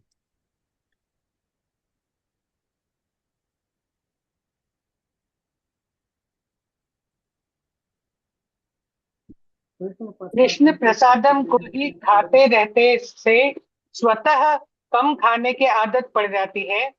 इंद्रिय निग्रह के मामले में कम भोजन करना, अल्पाहार अत्यंत लाभप्रद होता है, और इंद्रिय निग्रह के बिना भव बंधन से निकल पाना संभव नहीं है। नहीं, इससे ऊपर और भी एक लाइन है। हाँ, कौन सा, 29 माता जी 29 देखे थे, हाँ देखिए। अतः उसका पतन नहीं अतः होता और उसका अंततः वह भगवत, हाँ, कृष्ण प्रसादम को ही खाते रहने से स्वतः कम खाने की आदत पड़ जाती है, क्योंकि बाहर का कुछ नहीं, खाली कृष्ण प्रसाद ही खाना है।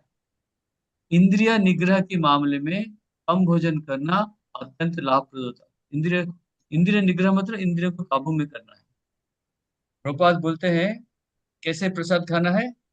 एक एक अगर हमारा स्टमक का कैपेसिटी 1 लीटर है, आधा भोजन करना है, 1/4 पानी पीना, 1/4 हवा के लिए छोड़ देना। लेकिन आप उत्तर प्रदेश में जाओगे, ब्राह्मण लोग क्या बोलते हैं, पूरा गर्दन तक खा के आते हैं। अब सांस लेने के भी कोई फुर्सत नहीं मिलता, सांस लेने के लिए भी जगह नहीं होता, ऐसे भोजन करते हैं। ऐसे भोजन नहीं करना। हम क्या करते हैं, पेट का आधा भोजन होना चाहिए, 1/4 पानी होना चाहिए, 1/4 हवा में भरना चाहिए, इसके बोलते हैं।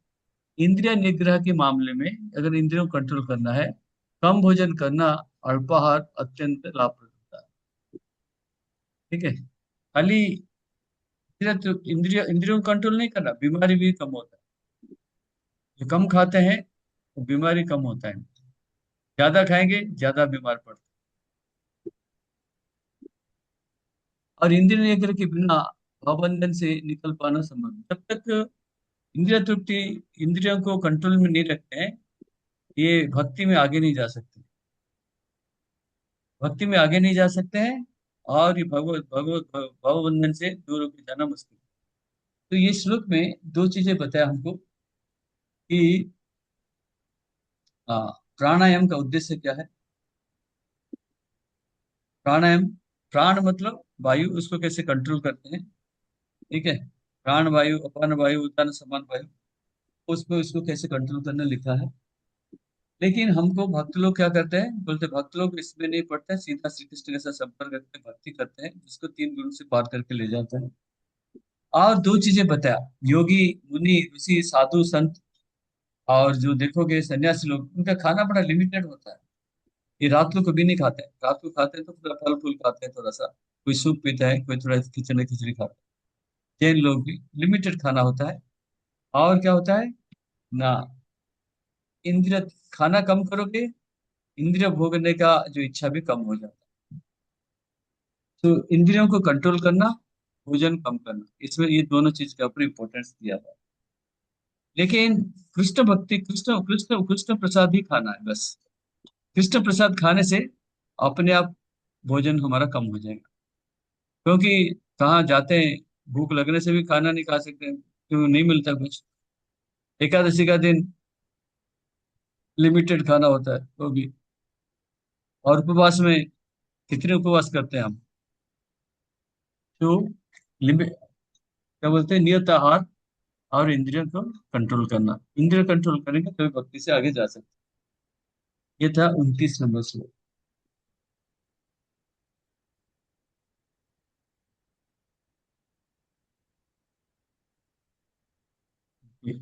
कोई प्रश्न है किसी का।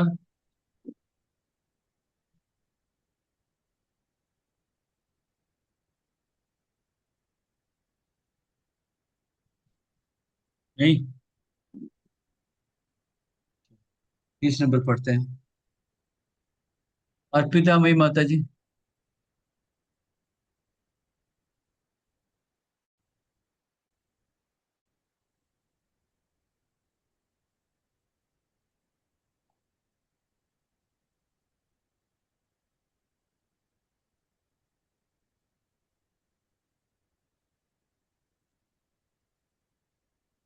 आवाज आ रही है प्रभु? हाँ, बोलिए।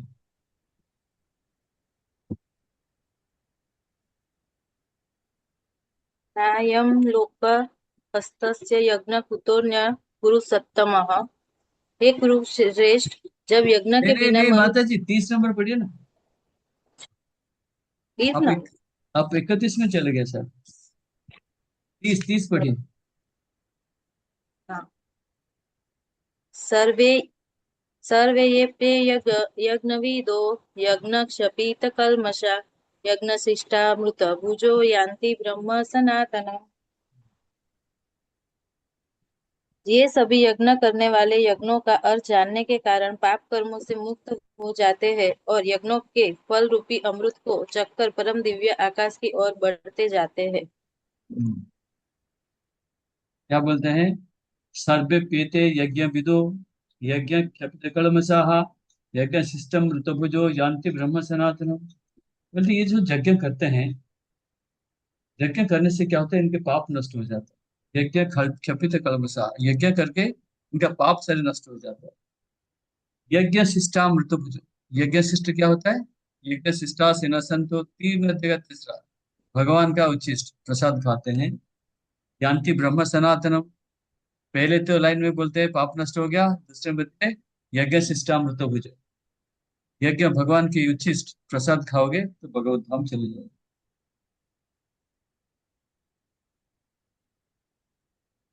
तो पहले यज्ञ करोगे, चाहे कोई भी यज्ञ करो, कोई भी यज्ञ करो, चाहे द्रव्य यज्ञ करो, योग यज्ञ करो, तपो यज्ञ करो, स्वाध्याय यज्ञ करो, पाप नष्ट हो जाए। आज भगवान यज्ञ शिष्टामृत भुजो, भगवान के जब प्रसाद खाते हैं वो जानती ब्रह्म सनातन भगवत धाम चले जाते हैं।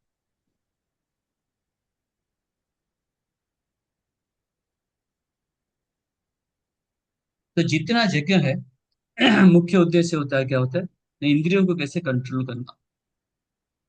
और प्रभुपाद बताते हैं कि भौतिक जगत में बारंबार बारंबार बारंबार जन्म होने का इसके पीछे रहस्य क्या है? इसका मूल कारण क्या है? कोई बता सकता है? पुनरपि जननम पुनरपि मरणम पुनरपि जननी जठरे शयनम। शंकराचार्य क्या बोलते हैं? बार बार माता गर्भ में जाना, बार बार जन्म होना, ये क्यों होता है? इसका मूल कारण क्या है? इंद्रिय तृप्ति की इच्छा जो है। Yes, very good. Sense gratification is the root cause of material existence. Therefore, unless and until one is seated on the platform upon sense gratification, there is no chance of being elevated to the eternal platform full knowledge, full peace. जब तक इंद्रिय तृप्ति का process कम नहीं बंद नहीं होता है, ये भौतिक जगत के जन्म मृत्यु चक्कर में घूमते हैं। This is one thing. Second thing is Krishna भावना। कृष्ण को कृष्ण भूलिया जीव भगवांछा करे, निकटस्थ माया तरे झपटिया धरे। कृष्ण को भूल जाएंगे, ये सारी इंद्रिय तृप्ति की वासना सारी सब दुनिया चिंता आ जाएगा, खाना पीना सब। कृष्ण भूलिया जीव भोगवंश, कृष्ण को भूल गया, भोगवंश है देवी देवता पूजा करना, हाँ, दुनिया किस्म की ज्योति से करना, पुराण पढ़ना, ये सब उल्टा पुल्टा काम, कृष्ण को भूल गए। कृष्ण भूल लिया जीव, जीव भोगवंशा करे। जब भोगवंशा करने निकटस्थ माया तेरे झपटिया थे, बोलते निकट में माया होगा तुरंत पकड़ लिया। कृष्ण को भूल गया, माया के दिन में आ जाओ और रास्ता नहीं। उजाला है अंधेरा है, कृष्ण के साथ रहो, उजाला में रहोगे। कृष्ण को छोड़ दिया, अंधेरे में फंस जाओ। तो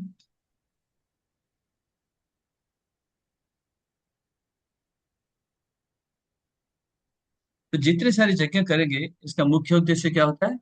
ना पाप दूर हो जाएगा। एक तो पाप हो गया, दूर हो गया, दूसरा क्या मिलेगा? यज्ञ शिष्टामृत भजो, जब भगवान के प्रसाद खाएंगे भगवत धाम की तरफ जाएंगे, भगवत धाम की तरफ जाएंगे। Because all the above mentioned sacrifices help one to become cleansed of sinful reactions in material existence. By this advancement in life, not only does one become happy and opulent in life, but also at the end enters, तो यज्ञ करोगे पाप निकल जाएगा, आनंद में रहोगे और भविष्य में भगवत धाम की तरफ जाओगे।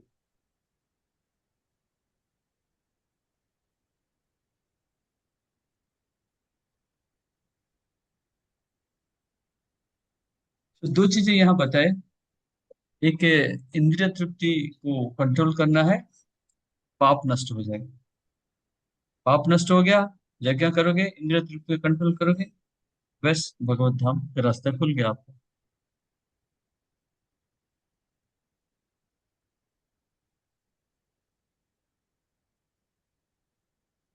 हाँ, यज्ञ करोगे पाप नष्ट होगा, इंद्रिय तृप्ति कम करोगे, दोनों मिला के भगवत धाम जाके भगवत धाम जाने के लिए रास्ता खुल जाता है। कोई प्रश्न है?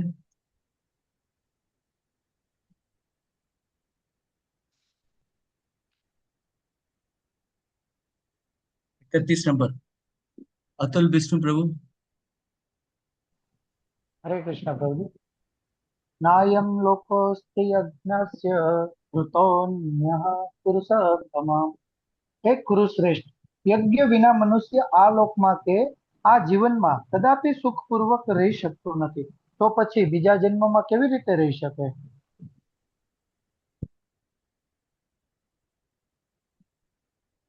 भगवत गीता में 700 श्लोक में एक ही श्लोक है जो कि सिंगल लाइन में है।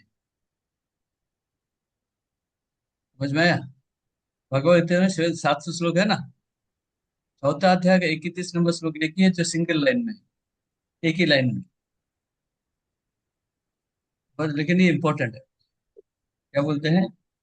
नायम लोकस्य यज्ञस्य नायम लोकस्य यज्ञस्य कुतन्यः पुरुषोत्तम।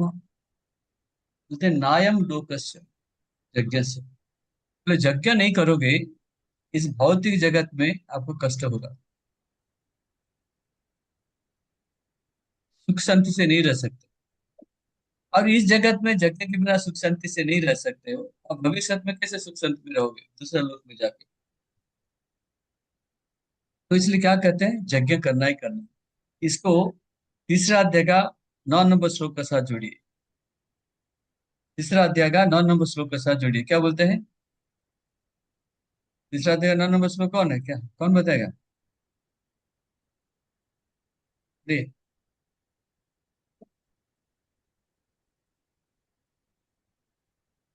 कौन बताएगा?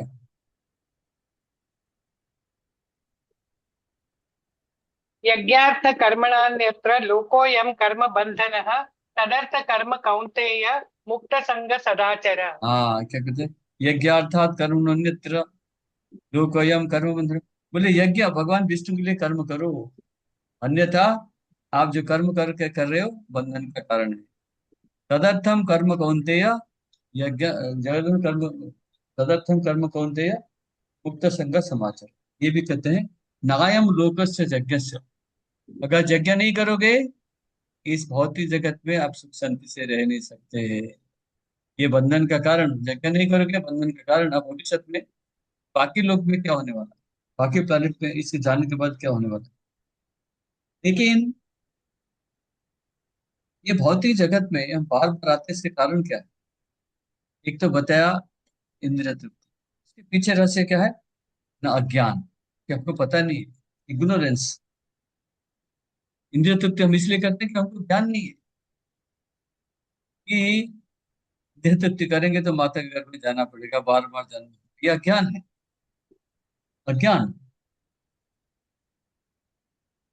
तो इस जगत में आते हैं क्यों? हम बहुत सारे पाप कर्म की अज्ञानता है, अज्ञान से पाप कर्म करते हैं। पाप करने के बाद भोगने के लिए भौतिक जगत में आ जाए। तो पाप कर्म के, अज्ञानता ही पाप कर्म का मूल कारण है। और पाप की वजह से हमको बारंबार भौतिक जगत में जन्म लेना पड़ता है। तो मनुष्य जीवन एक ही है जहां से कि ये जो जन्म मृत्यु चक्कर से हम छुटकारा पाके भगवत धाम जा सकते हैं। अज्ञता, अज्ञानता, अज्ञान की वजह से पाप कर्म करते हैं, पाप कर्म से बारंबार हमको जन्म मिलता है भौतिक जगत। ये मनुष्य जन्म एक ही जन्म है जहाँ की ये रास्ता हमको मिलेगा भगवत धाम जाने के लिए। देवी देवता भी डायरेक्ट भगवान के पास नहीं जाते, बाकी असुर पशु पक्षी इनका तो बात ही छोड़। मनुष्य जीवन एक ही जीवन है जिसके द्वारा हम भगवत धाम जा सकते हैं। ठीक है, क्योंकि हमको चांस मिलता है, क्या मिलता है, सुजोग मिलता है इस जीवन में कि भौतिक जगत जा सकते हैं। वेदों में लिखा हुआ है धर्म अर्थ काम मुख्य चार के बारे में लिखा है। आप कोई मायावादी कर्मकांडी ब्राह्मण से बात करोगे, बोलते हैं आप लोग धर्म का अर्थ काम मुख्य के बारे में पता नहीं, आप क्या करते हो? वेदों में तो यही लिखा है, भक्ति के बारे में वेदों में कहाँ लिखा है? ना बिल्कुल ठीक है, लेकिन धर्म अर्थ काम मुख्य का क्या अर्थ क्या होता है? धर्म अर्थ काम मुख्य मतलब पहला आता है धर्म, यज्ञ करके पैसा कमाना। यज्ञ के सारे कर्म क्या है? यज्ञ करना है जिससे भगवान को संतुष्ट करना। यज्ञ करके धर्म से हमको पैसा कमाना।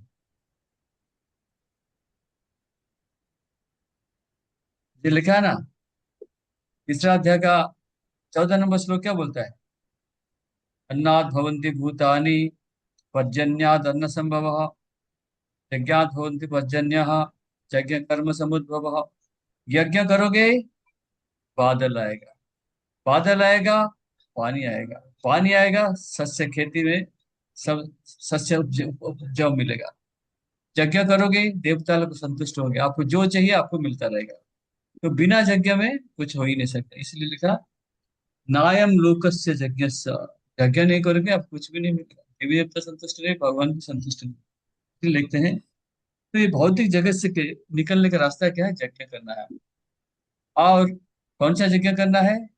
चैतन्य महाप्रभु आके हमको बता दिया, हरे कृष्णा कृष्ण कृष्ण हरे हरे, हरे राम राम राम। ये संकीर्तन यज्ञ के बारे में बता दिया। हमने पढ़ा विभिन्न संकीर्तन, विभिन्न यज्ञ के बारे में, द्रव्य यज्ञ, तपो यज्ञ, योग यज्ञ, इसे पढ़ा अभी इससे पहले श्लोक में। यज्ञ करोगे धर्म के द्वारा, यज्ञ धर्म का काम होता है। रहने का सुख सुविधा मिलेगा, इंद्रिय तृप्ति की सुविधा, ये हो गया यज्ञ। धर्म का, धर्म का बात क्या आता है? धर्म अर्थ, जब इसमें करेंगे अर्थोपार्जन भी करेंगे। कैसे? धार्मिक धर्म से अर्थोपार्जन करना। जो अर्थोपार्जन कर, धर्म का मतलब अर्थ आता है, अर्थ मतलब पैसा कमाना, पैसा भी कमाना है, अधर्म से नहीं कमाना। ठीक है, अधर्म से नहीं कमाना, अधर्म से गंवाना नहीं, खर्चा भी अधर्म से नहीं करना, धर्म से पैसा कमाना, धर्म से खर्च भी करना, अधर्म से नहीं। धर्म अर्थ, अभी धर्म किया, यज्ञ किया, खाने पीने को मिल रहा है, पैसा भी आ गया, धर्म हो गया, अर्थ हो गया। तृतीय पुरुषार्थ क्या आता है? देखो स्टूडेंट, हमने यज्ञ करके पैसा उपार्जन कर लिया, अर्थ भी मिल गया, अभी क्या करना है? विवाह करना है। धर्म अर्थ काम, विवाह करना है। विवाह करके क्या करना? ना बच्चे पैदा करना है। कैसे? कृष्ण भावना बुद्ध बच्चे पैदा करना। धर्म अर्थ काम करते ये होता है। काम मतलब विवाह करना और बच्चे पैदा करके वंश को बढ़ाना है। ये जब हो गया, धर्म भी हो गया, अर्थ भी मिल गया, पैसा मिल गया, काम वासना भी पूरा हो गया, बच्चे भी पैदा हो गए, अभी क्या करना चाहिए? काम मुक्ति, मुक्ति के लिए रास्ता देखना है। मुक्ति मतलब ये भौतिक जगत में फंसे हुए हैं, इसको कैसे निकलने का रास्ता देखना है।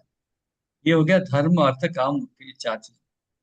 लेकिन इससे एक इंपॉर्टेंट चीज है भक्ति, जो इसमें नहीं लिखा है। इसमें नहीं, भक्ति मतलब पंचम पुरुषार्थ कहते हैं। भक्ति सबसे श्रेष्ठ होता है, भक्ति श्रेष्ठ नहीं होता है। फिर भी वेदों में चार किस्म लिखा है, ये चार किस्म के बारे में अभी पहले जानते हैं।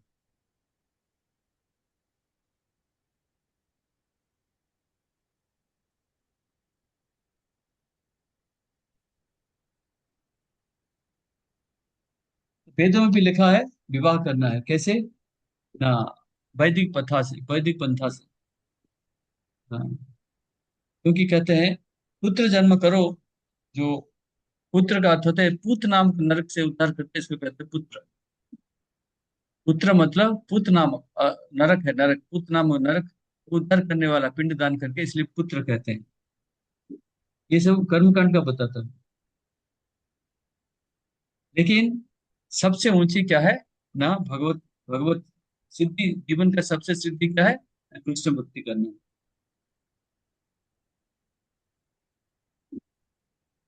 लेकिन हमको क्या करना है? ना यज्ञ करना है। कौन सा यज्ञ करना है? ना संकीर्तन यज्ञ करना है। अगर कोई व्यक्ति चाहे कर्मकांडी हो, भौतिक हो, आध्यात्मिक हो, अगर यज्ञ ही नहीं करेगा कैसे शांति से रह सकता है? खाना पीना कैसे मिलेगा उसको? पैसा कैसे मिलेगा? पैसा नहीं तो सुख शांति से कैसे रह सकता है? विवाह कैसे कर सकता है? फिर मुक्ति कैसे मिलेगा? मुक्ति की तरफ जाएगा कैसे? तो यज्ञ ही जैसे भौतिक जगत में भौतिक लोगों के लिए आवश्यक है, हमारे लिए भी संकीर्तन यज्ञ, जो कि हमको भगवत धाम लेके पहुंचा सकता है।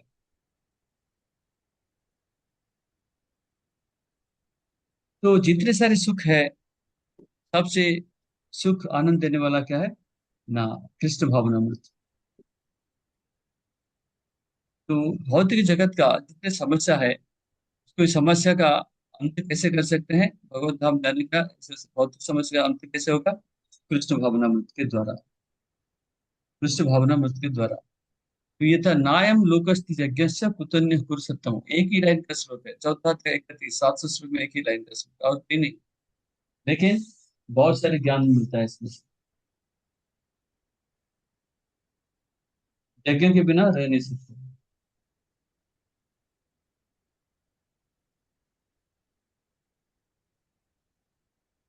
तो भौतिक जगत जो हमारे मनुष्य जीवन है, उसका उद्देश्य होता है आध्यात्मिक प्रगति कैसे करना।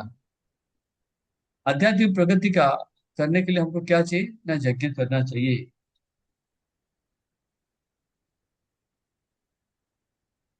और कोई व्यक्ति अपना पैसा, अपना शक्ति, अपना बुद्धि, अपना मन, अपना शरीर भगवान की सेवा में नहीं लगाता है, अपने सेवा में लगाता है, उसका जीवन व्यर्थ हो जाएगा।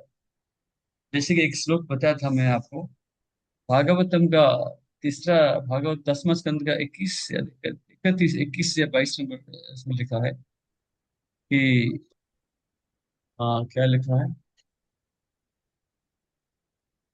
हाँ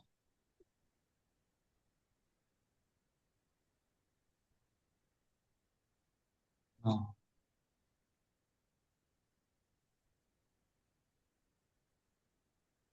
अपना पैसा, श्लोक बिल्कुल,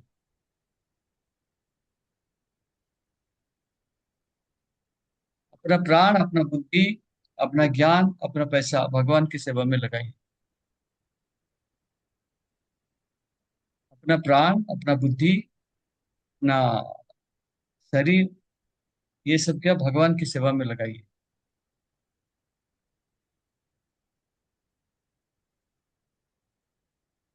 सबसे श्रेष्ठ सेवा यही होता है।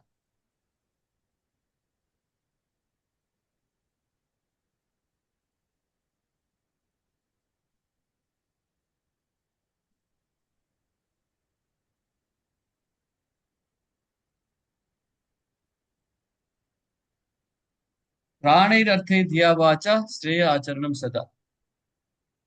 प्राणैरर्थैर धिया वाचा श्रेय आचरणम सदा। प्राण द्वारा, अर्थैर पैसा द्वारा, ही मतलब बुद्धि द्वारा, बोली द्वारा दूसरे का कल्याणकारी कार्य करना चाहिए।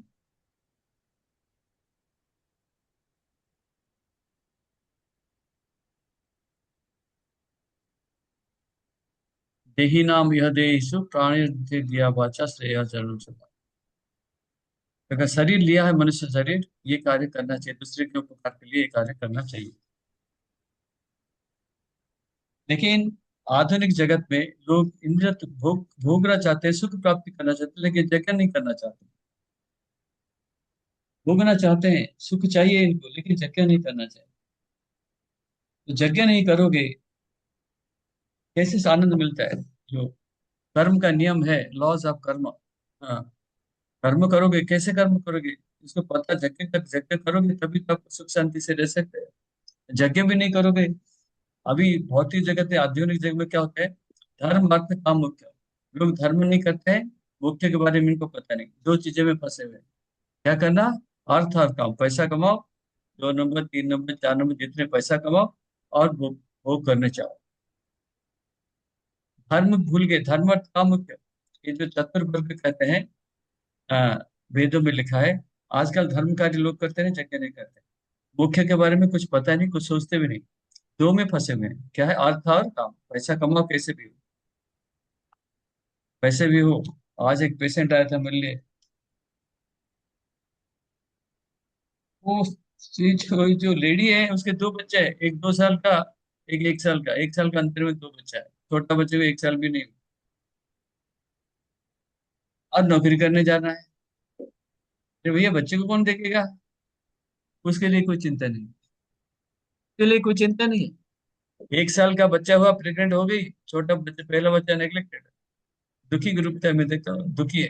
दूसरा बच्चा 1 साल हुआ, आप नौकरी करने चले जाओगे, तो बच्चा पैदा क्यों पहले? पैसा इतना शौक है। आजकल का जीवन ऐसा चला गया, भगवान के बारे में कुछ पता भी नहीं, भगवान के पता नहीं, पिता माता जी मर गए, श्राद्ध भी नहीं करते हैं, एक दिन में कि ब्राह्मण को नहीं खिलाते हैं, ना श्राद्ध भी करते हैं, ना कुछ भी करते हैं। क्या क्या काम होता है संसार में, तो बड़ा मुश्किल है आधुनिक जगत में। तो ये थे 31 नंबर श्लोक, ठीक है। तो ये प्रश्न है, बहुत अच्छा है इस श्लोक को पढ़, या तो प्रभुपाद ने इतना अच्छा इसका लिखा है तात्पर्य ना, कि मैंने समझा है। आप एक बार पढ़ो, फर्स्ट क्लास समझ जाओगे, कोई चिंता नहीं। 32 नंबर पढ़िए, तो कुमार प्रभु। हरे कृष्णा प्रभु नमः। एवं ब्रूहु ब्रूहुविद्या यज्ञ विद्या ब्रह्मणो मुखे कर्म ज्ञान विद्यन्ति तस्म वरेण ज्ञात्वं विमो विमोक्षयसे। ये ये विभिन्न प्रकार के यज्ञ समस्त है, और ये सभी विभिन्न प्रकार से कर्मों से उत्त उत्पन्न है। उन्हें इस रूप में जाने पर तुम मुक्त हो जाओगे। एवं बहुविधा यज्ञाः वितता ब्रह्मणो मुखे कर्मजान विद्युतान सर्वान एवं ज्ञानता विमुख्य से। बोलते ये सब जितने सारे यज्ञ है, ये वेदों से आया, वेदों में लिखा हुआ। ब्रह्मणा, ब्रह्मणा मुखे, ब्रह्मणा मुख मतलब ये भगवान का, ये ब्रह्मा का या भगवान का मुख से ये सब वेद निकला है, और उसमें सब ये लिखा हुआ है, इसलिए लिखे ब्रह्मणा मुखे लिखा है। बुद्धिमौत कर्मजान विद्युतान सर्वान एवं ज्ञानता विमुख्य से, इसमें लिखा है। और इस यज्ञ कैसे है, करते हैं ना, अलग अलग गुण के हिसाब से। कर्मजान, कर्म कैसे करते हैं उसी हिसाब से हम यज्ञ करते हैं। सत्वगुणी कर्म, यज्ञगुणी, सत्वगुणी, रजोगुणी, तमोगुणी, जितने से विभिन्न प्रकार के लोग हैं समाज में, अलग अलग सृष्टि के प्रकार के लोग हैं, और उसी हिसाब से वो यज्ञ करते हैं। ठीक है। सभी लोग संकीर्तन यज्ञ नहीं कर सकते, सभी लोग द्रव्य यज्ञ, तपो यज्ञ, ज्ञान यज्ञ, ये सब नहीं कर सकते। कर्म के हिसाब से, गुण के हिसाब से वो यज्ञ करते हैं। ज्ञानता विमुख, ये जानने के बाद।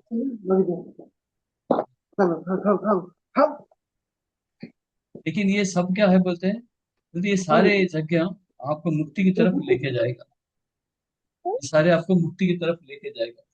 अभी मैंने बताया आप लोगों को कि कलि युग में लोग कैसा है, आधुनिक युग में अर्थ और काम ये दोनों में फंसे हुए हैं। ना ना मुख्य के बारे में पता है, ना धर्म कार्य करते हो।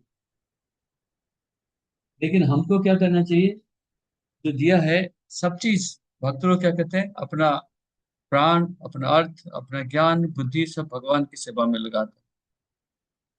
भगवान को संतुष्टि करने के लिए सब कुछ न्यौछावर कर देते हैं।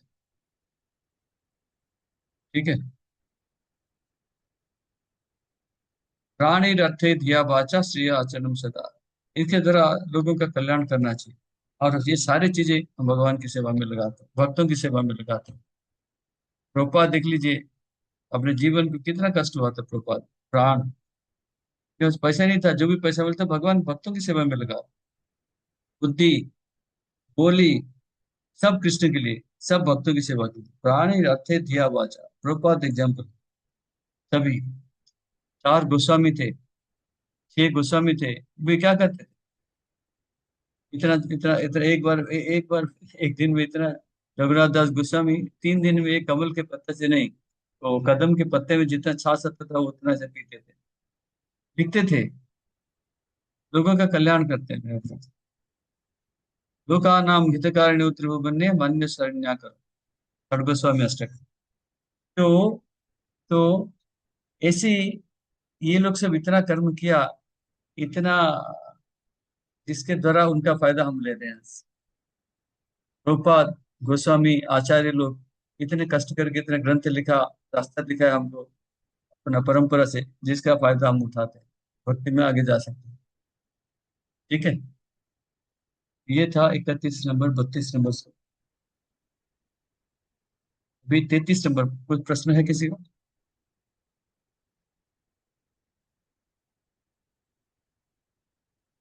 हरे कृष्ण प्रभु जी। या हाँ प्रभु जी, ये जो आपने बताया सारे यज्ञ करने से मुक्ति मिलती है, तो जो सामने आपने बताया जो द्रव्य यज्ञ, तप यज्ञ, यज्ञ यज्ञ और स्वाध्याय, इनमें से कोई भी एक करेंगे तो मुक्ति मिलेगी कि फिर सबको करना पड़ेगा?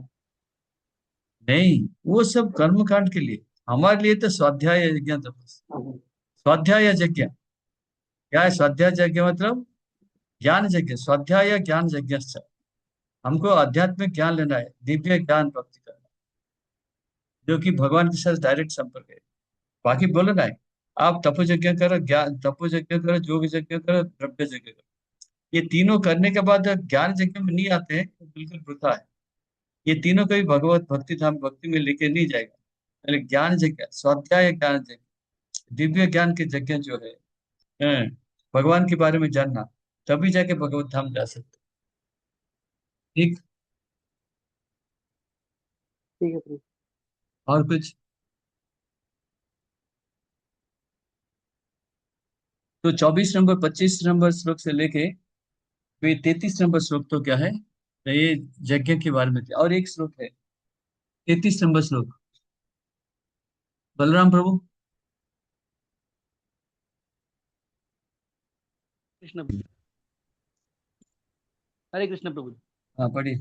द्रव्यमया मया यज्ञात् ज्ञानयज्ञ परम तप सर्वं कर्म अखिलं पार्थ ज्ञाने परिसमाप्यते। और दोबारा हे बोलिए, परम दोबारा श्रेयान् बोलिए। द्रव्य हाँ द्रव्यमया मया यज्ञात् ज्ञानयज्ञ परम तप सर्वं कर्म अखिलं पार्थ ज्ञाने परिसमाप्यते। हाँ हे द्रव्य यज्ञ से ज्ञान यज्ञ श्रेष्ठ है।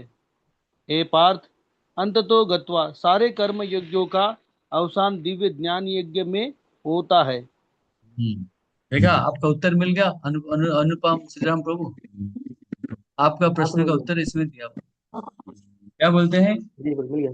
श्रेयान् द्रव्यमया यज्ञ ज्ञान यज्ञ परं तपः सर्वं कर्माखिलं पार्थ ज्ञाने परिसमाप्यते। बोलते जितने यज्ञ है, द्रव्य यज्ञ, योग यज्ञ, ये सब जितने हैं, सबसे श्रेष्ठ क्या है? ज्ञान यज्ञ बोलते हैं। इससे अच्छा है क्या? ज्ञान यज्ञ परं तपः सर्व कर्म अखिलम पार्थ ज्ञाने परिसमाप्यते। कि जितने यज्ञ करते हैं, सबसे श्रेष्ठ यज्ञ क्या बोलते हैं? ज्ञान। ज्ञान मतलब इसमें दिव्य ज्ञान। ज्ञान मतलब दिव्य ज्ञान के बारे में। इस अध्याय है दिव्य ज्ञान के बारे में, दिव्य ज्ञान। हाँ, तो ज्ञान क्या है ना? श्री कृष्ण भगवान है, हम इनके सेवक है, और सेवक का कार्य करना है। सेवक का कार्य है भगवान की सेवा करना, ये है दिव्य ज्ञान। जब हमें ज्ञान प्राप्ति मिलता है, बोलते हैं क्या बोलते हैं? सारे दुख नष्ट होता है और भगवान की सेवा में हम लग जाते हैं। लेकिन इसके पीछे जितने सारे रहस्य है, ये रहस्य हमको कौन बताएगा ना? गुरु। गुरु के पास जाएंगे तभी गुरु बताएंगे हम।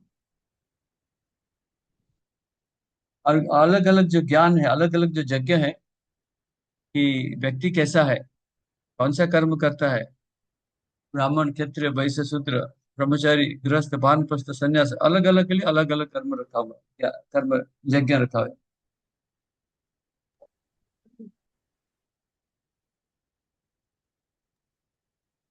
तो स्वाध्याय ज्ञान का आखिर उद्देश्य क्या था? कृष्ण भावनामृत में जाना है। जब तक हम कृष्ण भावनामृत में आध्यात्मिक ज्ञान प्राप्ति नहीं करते हैं, ये सारे जो यज्ञ कोई मतलब नहीं।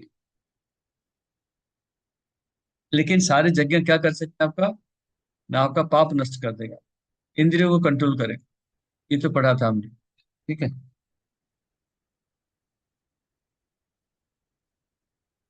लास्ट में क्या लिखा है? लास्ट लास्ट सेंटेंस में क्या लिखा है? कि हमारा चेतना कैसा है?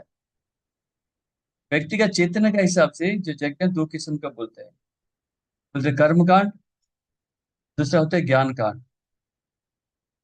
कर्म कांड और ज्ञान कांड, ऋग्वेद में भी ऐसे ही लिखा है, कर्म कांड और ज्ञान कांड, वेदों में भी लिखा है। कर्म कांड मतलब फ्रूटी प्रैक्टिस, कर्म करो उसका फल मिलेगा। भविष्य में बेटा चाहिए, बेटी चाहिए, स्वर्ग में जाना है, हमको अच्छा पोजीशन चाहिए, प्रमोशन चाहिए, विदेश जाना है, गाड़ी चाहिए, ये सब कर्म कांड में आता है। दूसरा होता है ज्ञान कांड। ज्ञान क्या होता है? दिव्य ज्ञान। कैसे प्राप्ति करेंगे? ज्ञान प्राप्ति करेंगे तो भगवत धाम जा सकते हैं।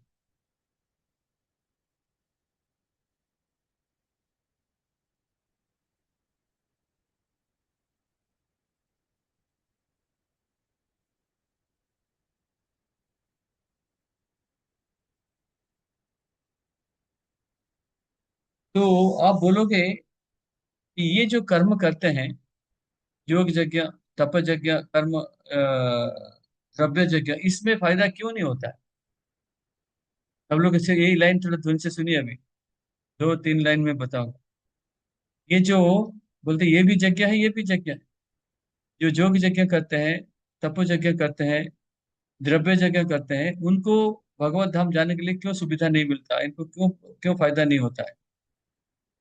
2 कारण है इसमें। पहला है, इनको आत्मज्ञान नहीं है। आत्मज्ञान मतलब ये नहीं जानते हैं शरीर क्या है, आत्मा क्या है। इनको ज्ञान नहीं है शरीर क्या है, आत्मा क्या है, इनको ज्ञान नहीं है इनके पास। ठीक है। और भगवान श्री कृष्ण कौन है, ये ज्ञान नहीं होता है इनके पास। शरीर क्या है, आत्मा क्या है, और भगवान श्री कृष्ण, इनके बारे में इनको कुछ भी ज्ञान नहीं रहता है। हाँ, इसलिए ये जो यज्ञ करते हैं, ज्ञान यज्ञ से नीच है, इन्फीरियर है। इन्फीरियर मतलब नीच, ये है ना? समझ में आया? इसका रहस्य समझ में आता है कि योग यज्ञ, तपो यज्ञ, स्वाद, द्रव्य यज्ञ, इसमें भी बोलते हैं आपका पाप नष्ट हो जाएगा, फिर भी आप कृष्ण भक्ति में नहीं जा सकते। क्यों? इनको आत्मा के बारे में, शरीर, आत्मा क्या है, शरीर क्या है, इनको ज्ञान नहीं है। इनको पता नहीं शरीर आत्मा अलग अलग होता है। दूसरा है, इनको ये पता नहीं भगवान श्री कृष्ण कौन है। ये बेसिक मूल तत्व, ये तीनों इनको पता नहीं होता है। इसलिए ये जो यज्ञ करते हैं, स्वाध्याय ज्ञान यज्ञ से कम है, नीचे नीचे के स्तर पे है। तो सबसे उत्कृष्ट है ज्ञान यज्ञ। तो ज्ञान में हमको बताया, क्या बताया? दिव्य ज्ञान। दिव्य ज्ञान क्या है? मीत पटेल प्रभु। हरे कृष्णा प्रभु। दिव्य ज्ञान मतलब हम दास है और कृष्ण भगवान है और हमें उनकी सेवा करनी है। बस, वेरी गुड। भगवान श्री कृष्ण है, हम इनके सेवक है, और सेवक का कार्य निर्वाह। ये दिव्य ज्ञान। ज्ञाने परिसमाप्यते करके लिखा है, लिखा है ना? ज्ञाने परिसमाप्यते, सर्व कर्म अखिलं पार्थ ज्ञाने परिसमाप्यते, ज्ञान में समाप्यते। ये ज्ञान क्या है? दिव्य ज्ञान। इतने समझ में आया? अभी अभी 34 नंबर श्लोक से बुधवार को पढ़ेंगे। ये ज्ञान, ये तो यज्ञ के बारे में पढ़ लिया। अब ये ज्ञान कैसे मिलेगा, कौन देगा, उसके बारे में अगले बुधवार को पढ़ेंगे। अभी थोड़ा ग्रुप डिस्कशन करते हैं। कोई प्रश्न है? माता जी, दीप्ति राधिका माता जी, 2 ग्रुप बना दीजिए, 2 ग्रुप। 2 ग्रुप। हाँ।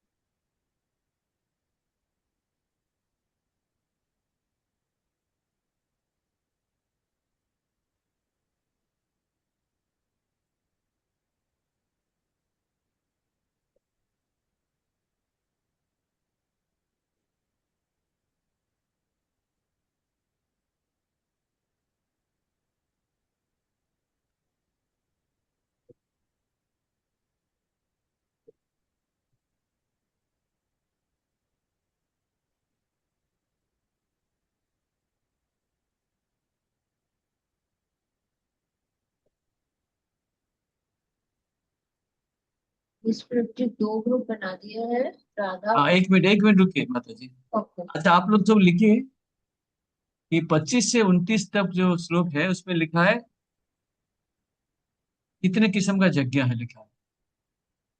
ठीक है। 30 से 33 नंबर श्लोक में लिखा है यज्ञ का उद्देश्य क्या है।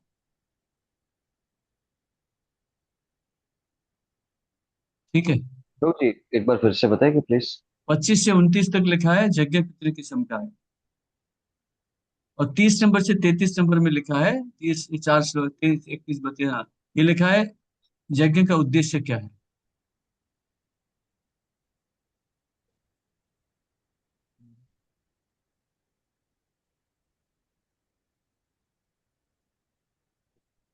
31 में लिखा है कि पॉपुलेशन कंट्रोल, इतने सारे लोग हैं खाना कैसे खिलाएंगे, लेकिन कृष्ण भावनामृत सबका उत्तर दिया हुआ, कृष्ण भावनामृत सब में उत्तर दिया हुआ है।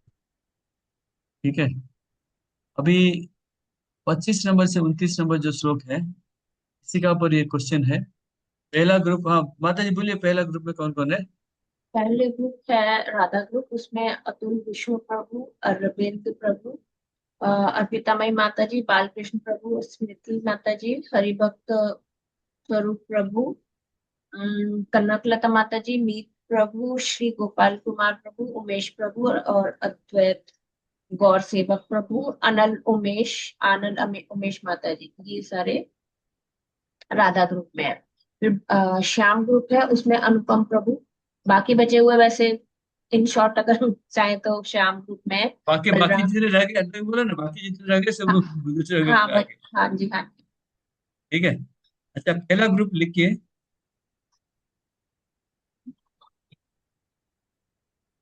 5-6 लोग एक्सिट कर गए इस टाइम पे। अच्छा, इनके उत्तर अच्छा। अब लिखिए पहला पॉइंट, यज्ञ का नाम। पहला पॉइंट लिखिए यज्ञ का नाम। दूसरा पॉइंट है कौन करता है इसको। तीसरा है इसका परिणाम क्या है। चौथा है इसको ज्ञान, ये इससे कैसे ज्ञान प्राप्त हो सकता है। How it leads to knowledge, इससे हम ज्ञान की तरफ कैसे जा सकते हैं। सेक्रीफाइस यज्ञ है ना, बहुत सारे यज्ञ के बारे में पढ़ा, तो कितने यज्ञ है लिखिए। कौन सा यज्ञ, यज्ञ का नाम लिखिए, आपको कोई भी यज्ञ का नाम लिख सकते हैं। यज्ञ कौन करता है, इसका परिणाम क्या है, और ये हमको ज्ञान की तरफ कैसे लेके जा सकता है। जो 4-5 यज्ञ पढ़ा ना, उससे कोई भी यज्ञ के बारे में लिख सकते हैं, या सबके बारे में लिख सकते हैं, चारों यज्ञ के बारे में लिखिए। ओके। उसके बाद दूसरा कैटेगरी, दूसरा ग्रुप, दूसरा कैटेगरी लिखिए। जो यज्ञ है, हाँ, एक नंबर में लिखे इंद्रियां, 2 नंबर में लिखे मन, तीसरा लिखे बुद्धि। जो यज्ञ है, कौन सा यज्ञ इंद्रियों द्वारा किया जाता है, कौन सा यज्ञ मन के द्वारा किया जाता है, कौन सा यज्ञ बुद्धि के द्वारा किया जा सकता है, ये लिखिए चारों को चार। पहला ग्रुप भी दूसरा ग्रुप भी, जो जितने यज्ञ पढ़ा इसमें इंद्रियों द्वारा कौन सा, मन के द्वारा कौन सा, बुद्धि के द्वारा कौन सा किया जा सकता है। बड़ा सरल है। ठीक है, चलो खोल दीजिए मत। समझ में आया नहीं आया। ओके। 4 ओपन हेडिंग में लिखना यज्ञ को।